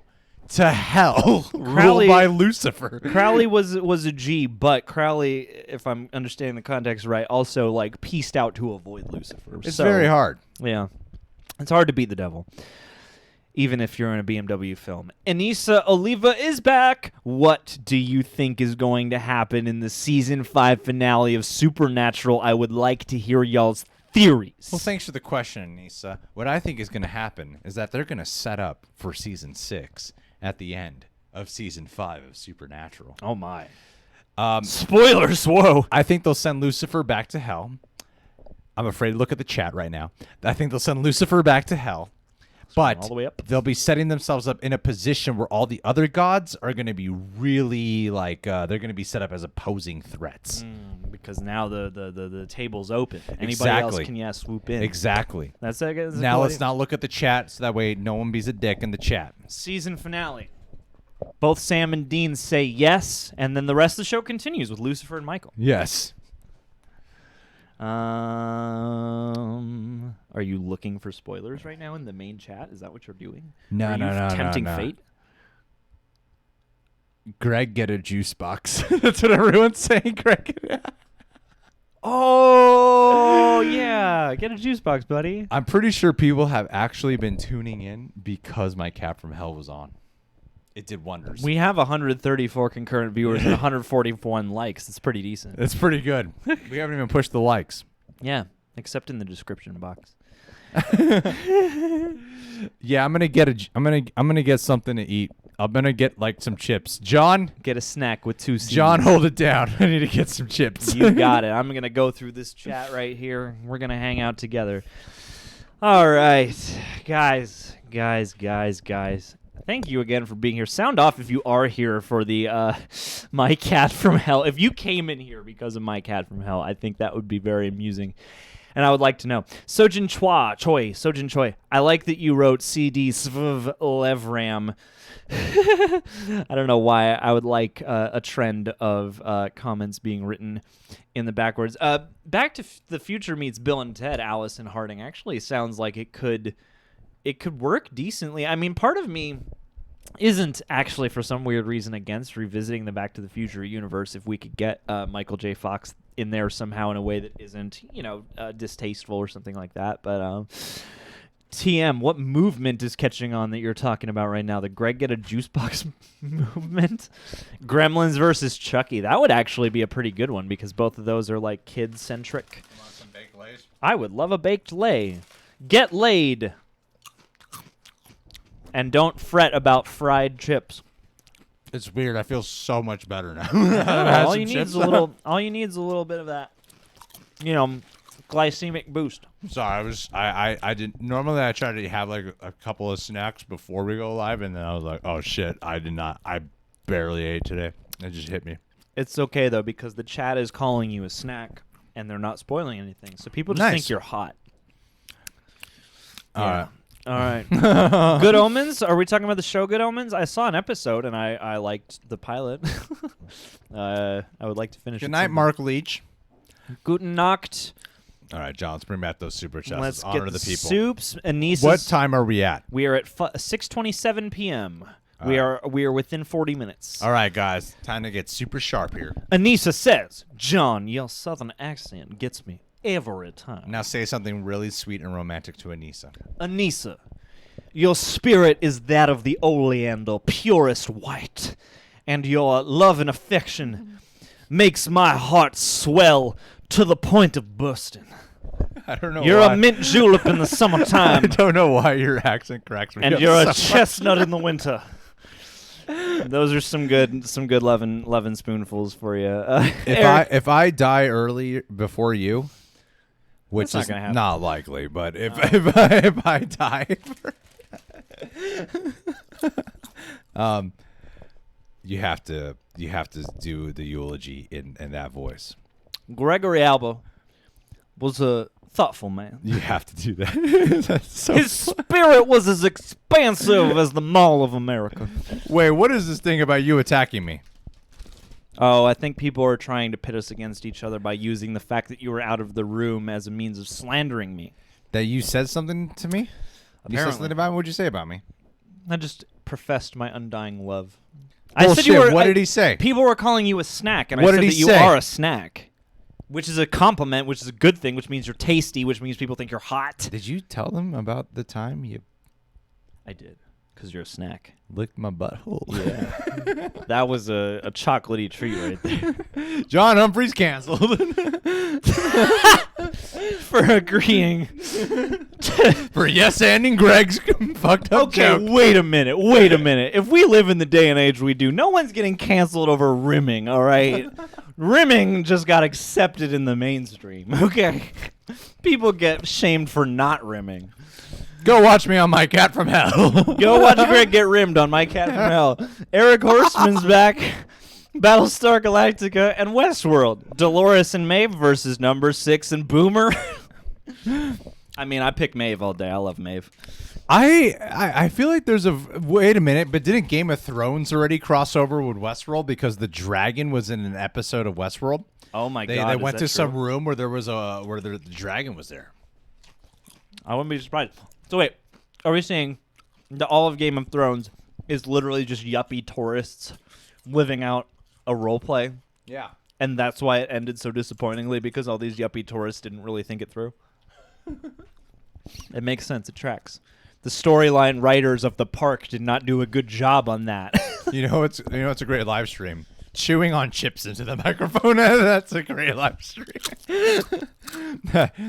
Also make for a better podcast if we did it that way. too, yeah. This is now an ASMR mukbang.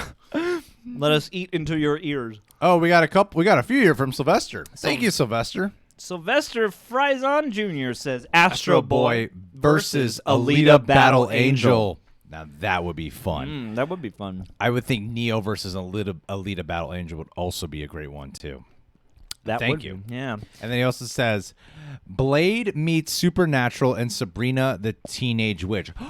Blade versus the Winchester Boys? That would actually be a really sweet crossover. That would be cool. Plus, I'm not like you could open it up for maybe at the end they might team up, or they could just remain enemies, like Sterling K. Brown style.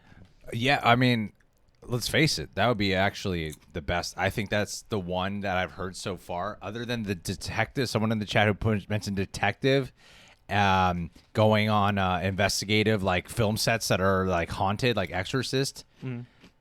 I totally said that terribly, but that one and the Blade and Supernatural one have to be my favorite ones. That's good picks. Sylvester's also saying Kingsman versus Kill Bill. Huh. Wait a minute. Who's okay? So it's like the Deadly Viper Assassination Squad versus the Kingsman, or is it Uma Thurman's The Bride versus Kingsman? I mean, each could work. I feel like the Bride versus the Kingsman is the more personal story, but I mean, you could argue that the same way the Statesmen have a theme and are a similar organization, you could just expand the what are they called? The snakes. You could expand that assassin ring and just make it its own. Organization, the Swordsman, and that's what it'll be called. Can you scooch over a bit? Thanks, man. No problem. We're eventually gonna get so comfortable with this live stream format that There will be no rules. we're gonna be like just completely like there's not even a camera on us at a certain point. Yeah, just keeping it real natural here in the live stream studio. We're just gonna live stream with the camera on, and we're just gonna be editing for 2 hours and not show them at all what we're doing. All right, we got another one from our boy here, from Sylvester. Thank you for all the super chats there, Sylvester. It's really sweet of you. Thank really you. Appreciate it. Samurai Jack meets TMNT and Batman. Ooh. Is Samurai Jack your protagonist? I would have to say Samurai Jack and TMNT would be the one that excites me the most about that one. Yeah. Batman in I know there's like Ninja Batman, but if you put Batman in some animes, that'd be fucking awesome. You do like a legit Batman anime that's just like contemporary or timeless, yeah. Or like a Batman anime show. Like it's anime style. Batman the anime series. That would be cool, right? I think that would be awesome. And you get like actual artists from Japan who develop animes to do an anime Batman show. Because yes, there's the Ninja Batman. I'm fully aware of that movie. I'm saying you do an actual series. I think that would be really great. Anime meets Batman show, yeah. Oh goodness, things are happening. Ramiro Sanchez is back. Thanks, Ramiro. Oh no. Tomorrow I work at 6 a.m. and can't stay on any further. Good night. Well, thank you for saying good night with a nice tip. Thank you, buddy. That's really sweet of you. And I hope you're having a good asleep. rest. I hope you're waiting for your chat to be read so you can get to this point. Woo! Sylvester is back once more after Ramiro. Fantastic Four meets Doom Patrol and the Boys. Ooh. So it's, at least for the Boys, it's just another version of the Seven, except less. I mean, Fantastic Four meets Doom Patrol. I think Doom Patrol and the Boys crossing over would be a match made in heaven. One part of me wanted to say Umbrella Academy and Doom Patrol, but I don't know. There's something that's a little too similar about the way the shows are kind of done. Doom Patrol's a little bit more out there, actually, but Doom Patrol and the Boys, I think, would be a perfect match made in heaven. If you've seen both those shows, I think you would strongly agree with me. But Fantastic Four, I don't know. They're kind of too kid friendly, if you ask me.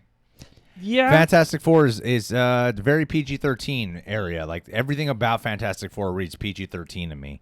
I don't read as much edgy. Yeah, whereas like the Boys and Doom Patrol, very hard R. So you would have to keep it. I don't know, Doom Patrol, Umbrella Academy, and the Boys. I'd be more on board for. But hey, it's your super chat, so fuck yeah, let's do it, man. Woo!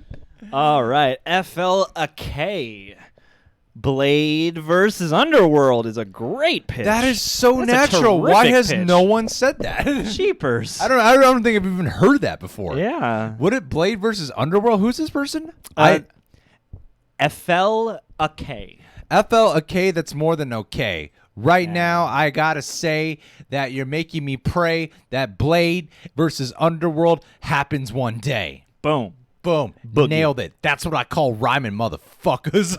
Bitches. Hoes. Sylvester Friesen Jr. is back. Rambo versus the Terminator. Well, yeah, Rambo versus the Terminator. Shit. could work. I don't know if I'd... Actually, I can't oppose that.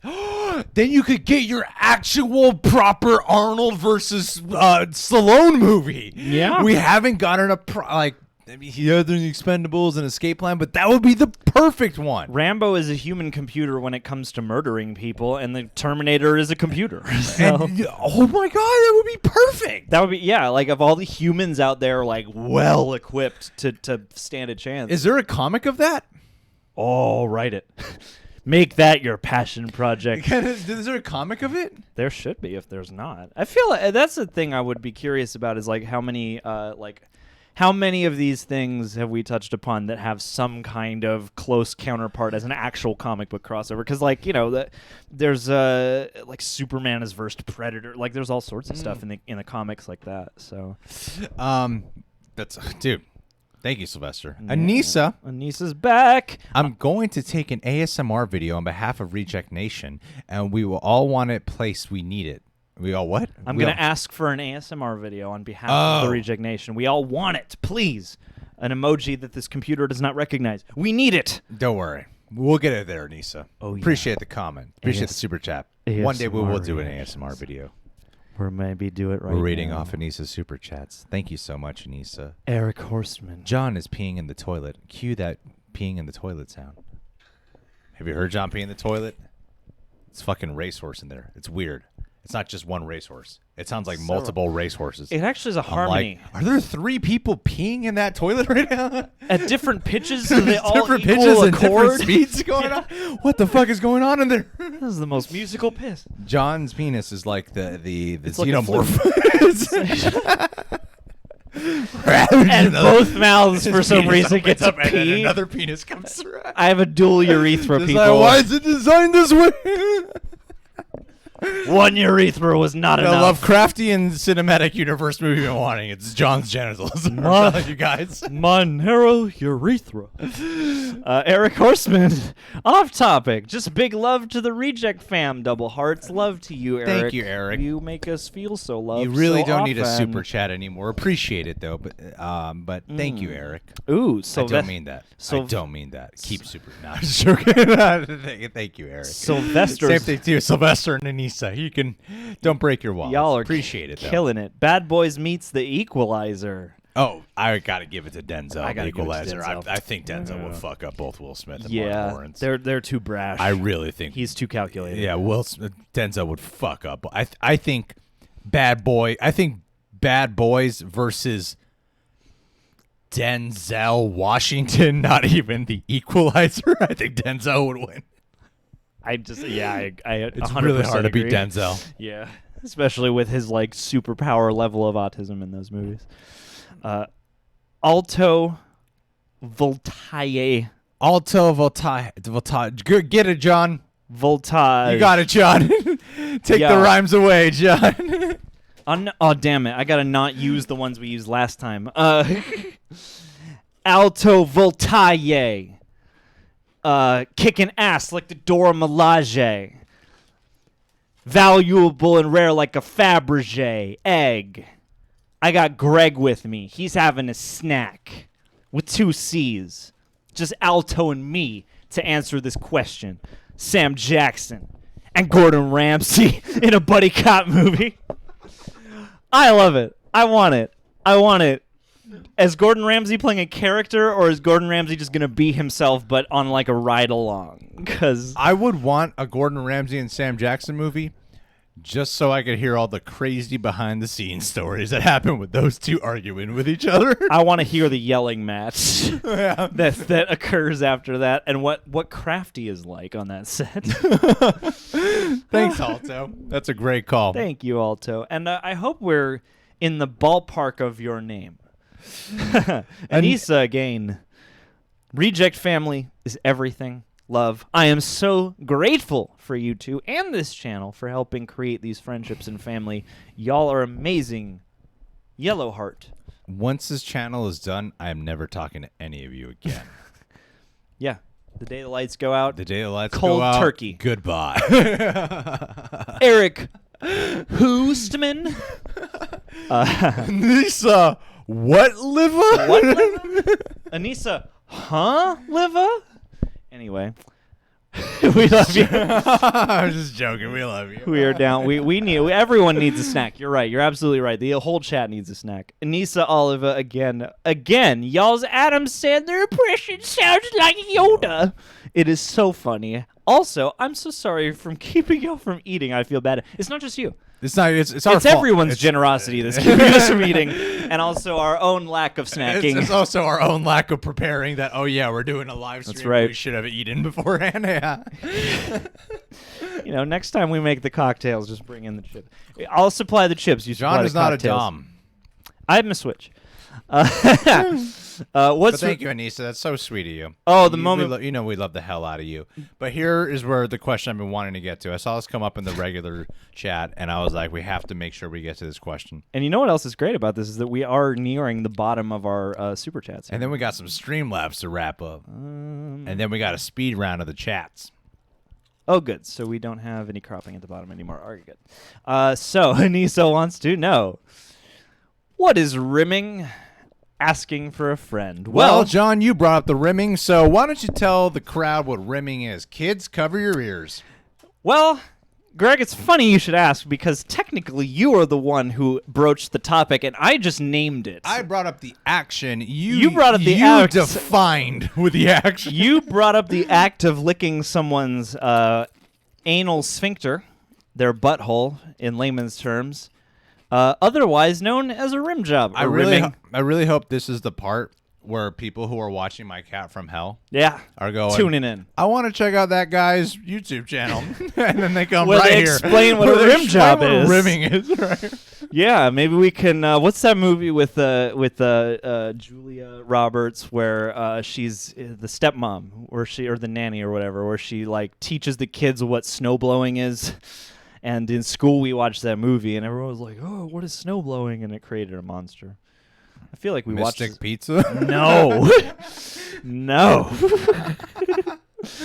But Matt Damon's first role is in that movie. Oh, they do be rimming at Costco for cheap. Thank you, 50/50. John, hey, Eric also wants rimming explained to Anissa. I didn't even read this. It's it's analingus is what that is. Just oral lovin' on the outward facing door.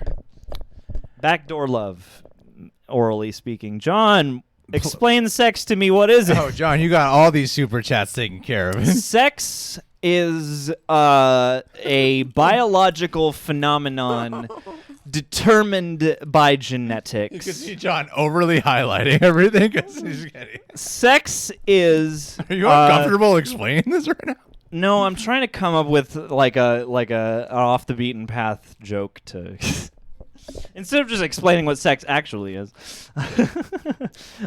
Sex is Complicated. when two people agree that one of them really needs something, and the only monetary incentive one can provide is love.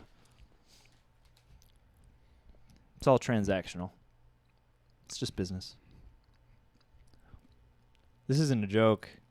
It's not a bit. I don't know what's It happening. started right as now. a joke. I'm just more like, I wanted to do no matter something. how cold I make the AC in here, it's so hot. Doesn't work. Sex is the what are you born as? What are you born? You're a sex. One of them, or a few of them. I don't know. This is so You could good. be anything. This is so good. Sex is The entirety of the live stream will be based off of this. sex is how guys think. Moving on, FLK is back. Do you think we will see Mahershala Ali's Blade meet Jared Leto's Morbius? Wow, I didn't even think about that. Who asked this question? Hold on a second while I fix the window. It was FLK. Akai. Do we think Blade will meet Morbius? Well, after John's great explanations of rimming and sex, I'm glad we could get on this topic right now. My rimming explanation was much better than my sexplanation. Surprisingly. I'm sure. Yeah, I love how you can explain what rimming is, but you can't explain sex. I can explain sex, but everyone knows what sex is. You know, I wanted to come up You with wanted to be something clever. other. Yeah, I get you. I want to be clever. I get you, John. And that's what you get when you want to be clever. You just get this. I don't think we'll see Blade and Morbius because Morbius seems so under the umbrella of Sony, and unless Marvel, And they want to play with Marvel. If Marvel does eventually, like buy Sony completely out, or at least buy Spider-Man rights out, then I think we're likely to see it. But I even think then it wouldn't be the Morbius of Jared Leto's. I think it would be a different Morbius. But don't get me wrong, the idea of that happening actually sounds very exciting. Yeah. And then we got. That's actually a really exciting thing. Thanks for mentioning that. I'm like, ooh, that would be like some cool fan stuff to see. I mean, and Morbius and Blade have both been. The first time I saw Morbius and Blade was in the Spider-Man '90s animated show, so it's not out of this realm to think it's possible. No, I feel like almost because also too you have the murderer poster and the Tobey Maguire speculation.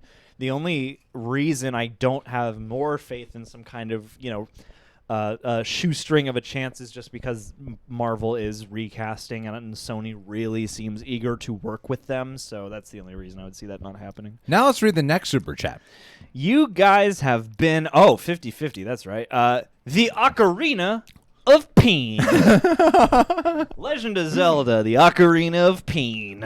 We really get to know our viewers That's during the porno this live stream. I want. That's what I want. Is the Ocarina of Peen. That sounds like a good old time. Thanks, 50-50. Thank you, 50-50. That's a 100 from me.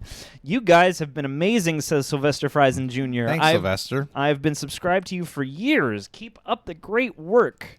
And Sylvester follows it up. Minecraft versus Fortnite. Now, if I played either one of those, I'd probably be excited, but I'm sure the fans of those would be very excited. That would make all the money because Minecraft and Fortnite are like the most popular games on Earth right now. And Sylvester, I really do appreciate that compliment, especially for the people who have been... thank you to everyone who's been here since the beginning of this live stream. I know it's a long one. And also thank you to everyone who's been subscribed for as long as you have been, or if you're brand new as well. But especially for the ones that have been here for a few years, it's pretty baffling to me. Like, damn, that's right. It's been doing this a few years, haven't we? So thank you. Yeah. I really do appreciate it, Sylvester. It's and everyone else, too. Thank you. It's humbling, yeah, that y'all would spend time over time, returning here is really cool. Thank you. And then the last super chat before we do the Streamlabs. Yes, Anissa Oliva's back. You can't read it, guys, because of the thing, but I tried. Rimming and golden showers at the gas station. You bet. Anybody wants one. Anissa, I don't think you want a gold... John, tell them what a golden shower is. Oh, well, it's just really expensive. You get a bottle of Goldschlager, and then you route it through your plumbing, and then it comes out in the shower. But, the bottle's not that big, and the gold flakes don't get through the holes. You redeemed yourself from the lack From of the sex sex. explanation, and that was great. Thanks, guys. I'm going to leave now. I'm done. You really redeemed yourself. Way to go. Thanks. So that's what that is. Oh, we got one more. Eric Horstman. Rimming. Glory holes and golden showers. A cinematic universe. That's just porn. Cinematic sex verse. Dude. Thanks, Eric Horstman. we I'm were- not going to riff more on that, but thank you. No, we just need to bridge the gap. Porno can't be the only type of film that has explicit sex in it. So I think we should make those kinds of things mainstream. That former Disney star tried doing that. What was her name? Which one? Try and do it in what? What was she from? I don't remember, but I remember she was like a Bella Thorne. She made a porno. Oh, how'd it She go? directed it. She directed No, she did. She directed it. She was trying to make like something that had more meaning. Really? Yeah. Did it succeed? I'm sure you've seen it. and I'm Knowing just you, playing John. dumb. Yeah. I honestly, I don't know. The prospect, whenever anybody tries, honestly, to make a porno of some kind of an adult film, an erotic film that has some kind of artistic merit or some kind of quality to it, I'm always like, you go. Yeah. I hope you can do it. I really hope you can do it. Mr. Vajou. Mr. Vajou says, Mad love, Erica. a crossover universe with Back to the Future, Bill and Ted's, and Ghostbusters. I mean, Back to the Future and Bill and Ted's, I think, would work. I mean, you can just get, when they're time traveling, you can get lost in whatever fucking portal dimension thing that's happening, and then that's how you could cross them over. That works. That actually works. Okay. I'd be down. I think Bill and weirdly, even though Back to the Future and Bill and Ted both deal with time travel, I feel like Bill and Ted and Ghostbusters would work better, Yeah, especially with all the personalities clashing. with the whimsy. Yeah, Because, like, Back to the Future has whimsy, but it's a different kind, and I feel like they put a lot more on, like, we can't screw up the timeline, whereas in Bill and Ted, Exactly. you can kidnap all of history. exactly. Flev Doran's back, and thank you, Mr. Vajou, again. Flev Doran, it's 4 a.m. here. I'm clocking out. It's 4 a.m. as of an hour ago. What is it from an hour ago? My God. Just about. Oh, yeah, actually, an hour and a few minutes ago. It's 4 a.m. here, clocking out. Bye. Love you both. Love you too, Flev, even Thank though you, you're not Flev. here anymore. All the contributions you made today in this stream have been amazing. Hopefully, you catch this end piece part. Okay, Katie Ann. I'm not 100% sure what this means, but she says OG Greg. OG Greg and OJ John. I think she meant to put OJ John at the next to it. OG Greg and OJ. Or maybe she's saying that you remind her of OJ. Or maybe she's saying that your original Ryan Wright persona needs to go and have a fight with OJ Simpson. Way to yes and me. I think what you said is the right thing. And I would like to add more ideas on top of it. Would you say I'm like OJ? Yeah. I am OJ. I am totally like OJ Simpson. I am yes anding you now. I love posting weird cryptic Twitter videos now that I'm out and free and That would be everyone so thinks fun. it's a little odd. I loved the way Cuba Gooding Jr. portrayed me on TV. Oh, man. Thank you, Katie. Oh, also keep your eyes on the Patreon tomorrow, Katie Ann. Eric Horseman back at it again. Aliens and Terminator. Thank you, Eric. Ripley and Sarah Connor team up. Whoa. Is there fan fiction of this yet? I also like, I don't know. I think there should be. Ripley and Sarah Connor teaming up is a match made in heaven. Even today, like Linda Hamilton, what she did with Dark Fate, and then showing, Sigourney Weaver, looking at her now, I'm like, whoa, they could team up now and it'd still be great. Mm-hmm. I agree. And also, the Eric goes on to say that they should team up in all ways, which I'm pretty sure means we're getting a Scissoring? romance. Sure. Getting romance.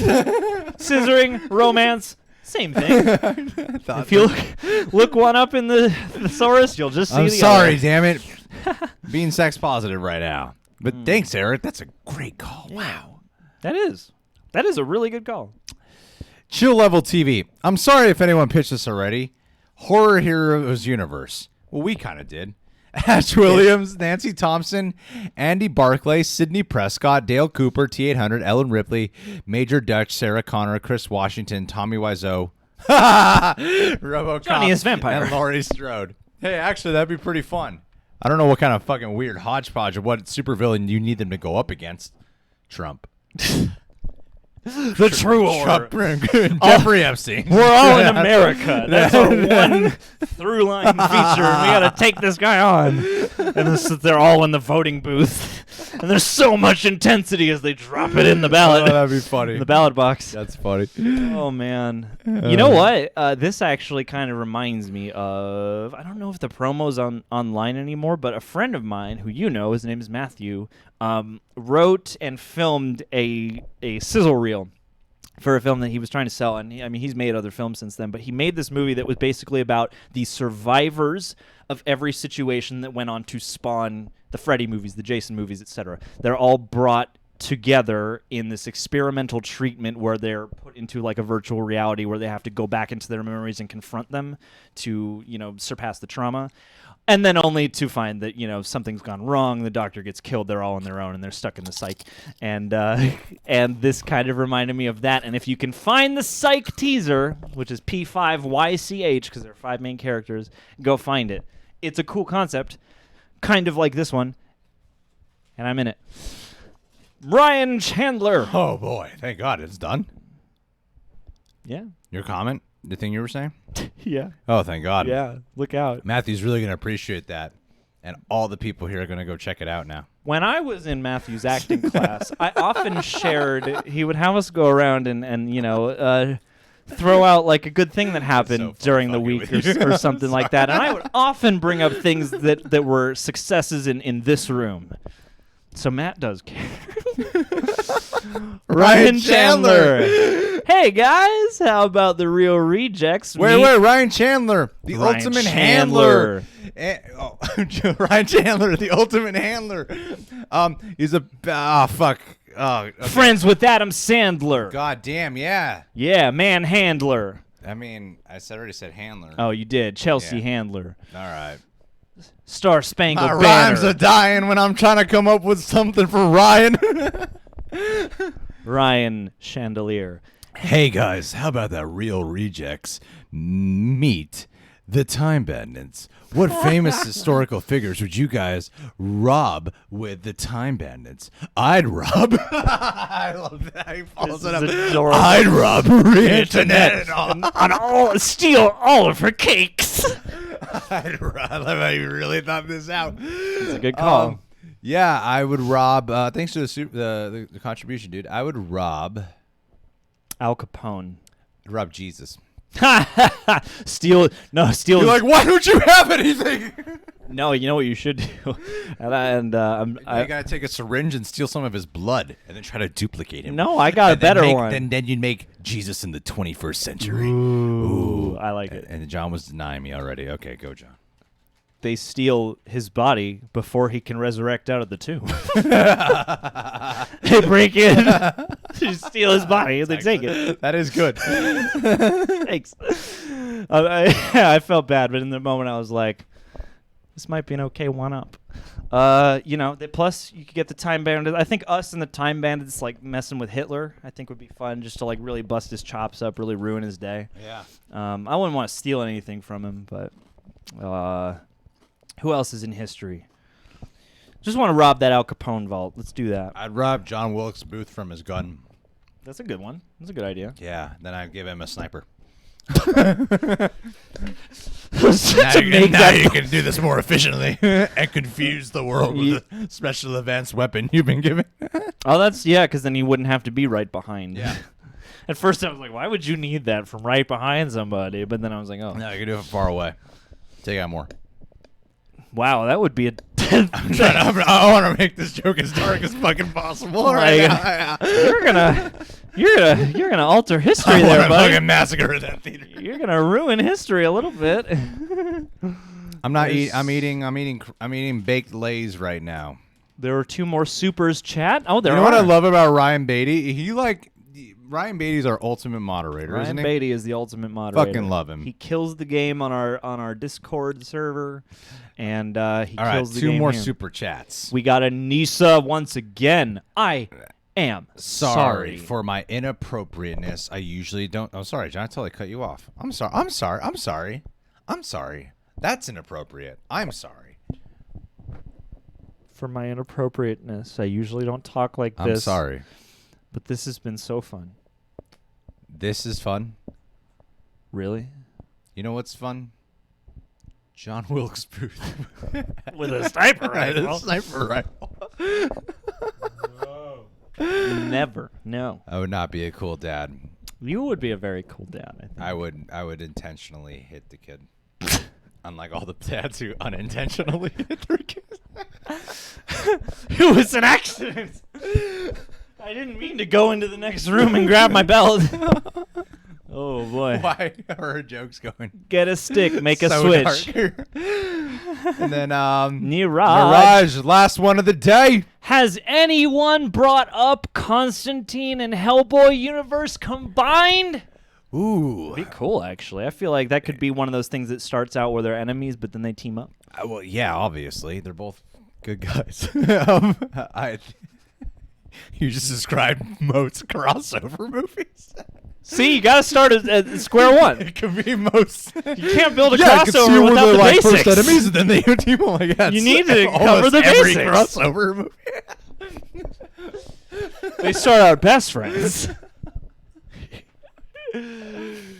Yes, there is a Discord, Kevin Shepard. It's through our Patreon. I think, yeah, that would be good. I think they should try to make a Hellboy show. I think that would be cool. You know, they have Cyborg as one of the main characters on Doom Patrol, and I didn't know how that would work for a TV show. Oh, it's easy. They'll never acknowledge it in the cinematic universe. Well, no, I'm saying that, like, Cyborg in Justice League movie, he's all CGI, and then he's practical in I see. Yeah. in Doom Patrol, and at times it looks a little goofy, but for the most part, I'm like, I still prefer it over the fucking CGI. Well, And a Hellboy, I think, would be expensive, but it could work. I think it'd be a cool show. You'd have to get, I mean, if you got Del Toro, Perlman would come back, and I bet he would do it for not a ton. But yeah, it's funny. Yeah, that CGI, I think that is a thing, especially with something like a Cyborg where you can fathom it and you can see, like, you know, metal and all that stuff. I feel like having a slightly campier practical is just going to fill in the blank better. Yeah, because man. you just know that he's covered in green in All the right, movie. guys. We're going to wrap this up in a tiny bit. The littlest bit. But let's see here. But. What Wait, do we CM, got? this is your first time watching us live? Really? Oh my goodness! Welcome. How was it? Did you? With my hair like this? Do you approve? I'm sorry. Hey, Eric, we're just gonna read. We're just gonna be responding. Thank you for everyone who's contributed in the super chats and the Streamlabs. It's meant a lot. Now let's read off. Let's respond to some answers here. Then we're gonna end this stream. All right, guys, get a speed round in here. Ooh. Speed round, quick answers. Q and Quick answers. Hip hop cinematic universe. Let's do it. Supernatural and Twilight and the brothers hunt everyone. Oh, I love that concept. Myrna? Yes. Gorilla's cinematic Yeah. universe. I want that, Kevin Shepard. Also, I mean, Song Machine is great. Anissa, I appreciate that super chat. I love you all. And she says, and thank you for today's live. Anissa, we love you. And I appreciate you guys putting up with a very out of it Greg the last hour of this live stream. It's okay. And It's not okay, out of it G. Greg and like, ooh, Greg's all loopy. Now he's just loose. And I'm more like, no, I've reached out of it. I need some chips. It's okay, Greg. I got your back. The board game cinematic universe from Jose Cruz universe, Jumanji, Zathura, and Clue. I mean, you can't talk about Jumanji any longer without 100 people showing up to go, Zathura is technically part 3. So, you know, that definitely would work. Clue, I would just love to see come back no matter how they do it. I'm not sure about Spawn in the cinematic universe in the MCU. I like the idea of what they're doing with Blumhouse. Richard Bentley, what is your terrible rap? Please repost it. Richard Bentley. I don't think Sylvester, we can you're so sweet. Mimi, you're so sweet. Where's your terrible rap? Myrna, you're so great. Ryan Beatty, you're so awesome. Chill Level TV. Who wants a compliment? Just say something and Greg's got you right now. MD Slush. Beautiful. Cedric, my God, you're better looking than I could have ever imagined. Matthew Agostini. Just give me a Chill Level massage. TV, you make me feel relaxed. MSD Lush, actually, your Mortal Kombat. Woo, bringing some Cthulhu verse into Mortal Kombat would be cool. Matthew Augusti would love to see a cinematic universe of Grace Randolph's Superbia. Hey, yeah, that's cool, man. Kevin Shepard, sorry to take up time, but I just want to stress how confused I was when my dad watched an episode of My Cat from Hell completely out of nowhere, and I was watching the stream. My mind was blown. Oh, that's fun. How'd the episode turn out? Is it okay? Did they? How'd they do condensing a week's worth of nonstop 24-hour footage into 20 minutes? How'd it turn out? Ooh. Oh, it's okay, Duh Noodle. Erica, I love you. TM, I love you too. Yeah, I love you, Anissa- Rizzo. Julian Anissa- Janaganu. You are like a flower waiting to be plucked from the womb of the Virgin Mary. Of I try to read the a Virgin compliment. Mother Earth. It's okay.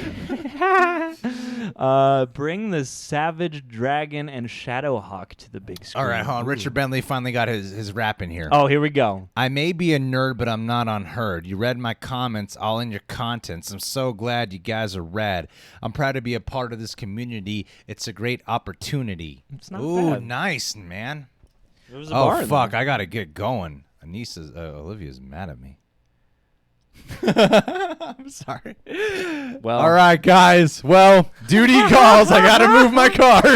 that's right. And I have to leave this place. Have a good one, This guys. has been so much fun and weird and bizarre as expected. Thank you for Thank the you love. to everyone who contributed today. Thank you for spending time and for supporting My Cat from Hell. You be safe out there. Go watch My Cat from Hell, the best TV show in the world. Best teeth in the game. I'm going to go get something that's not chips and then go to bed. Love you guys. Thank you.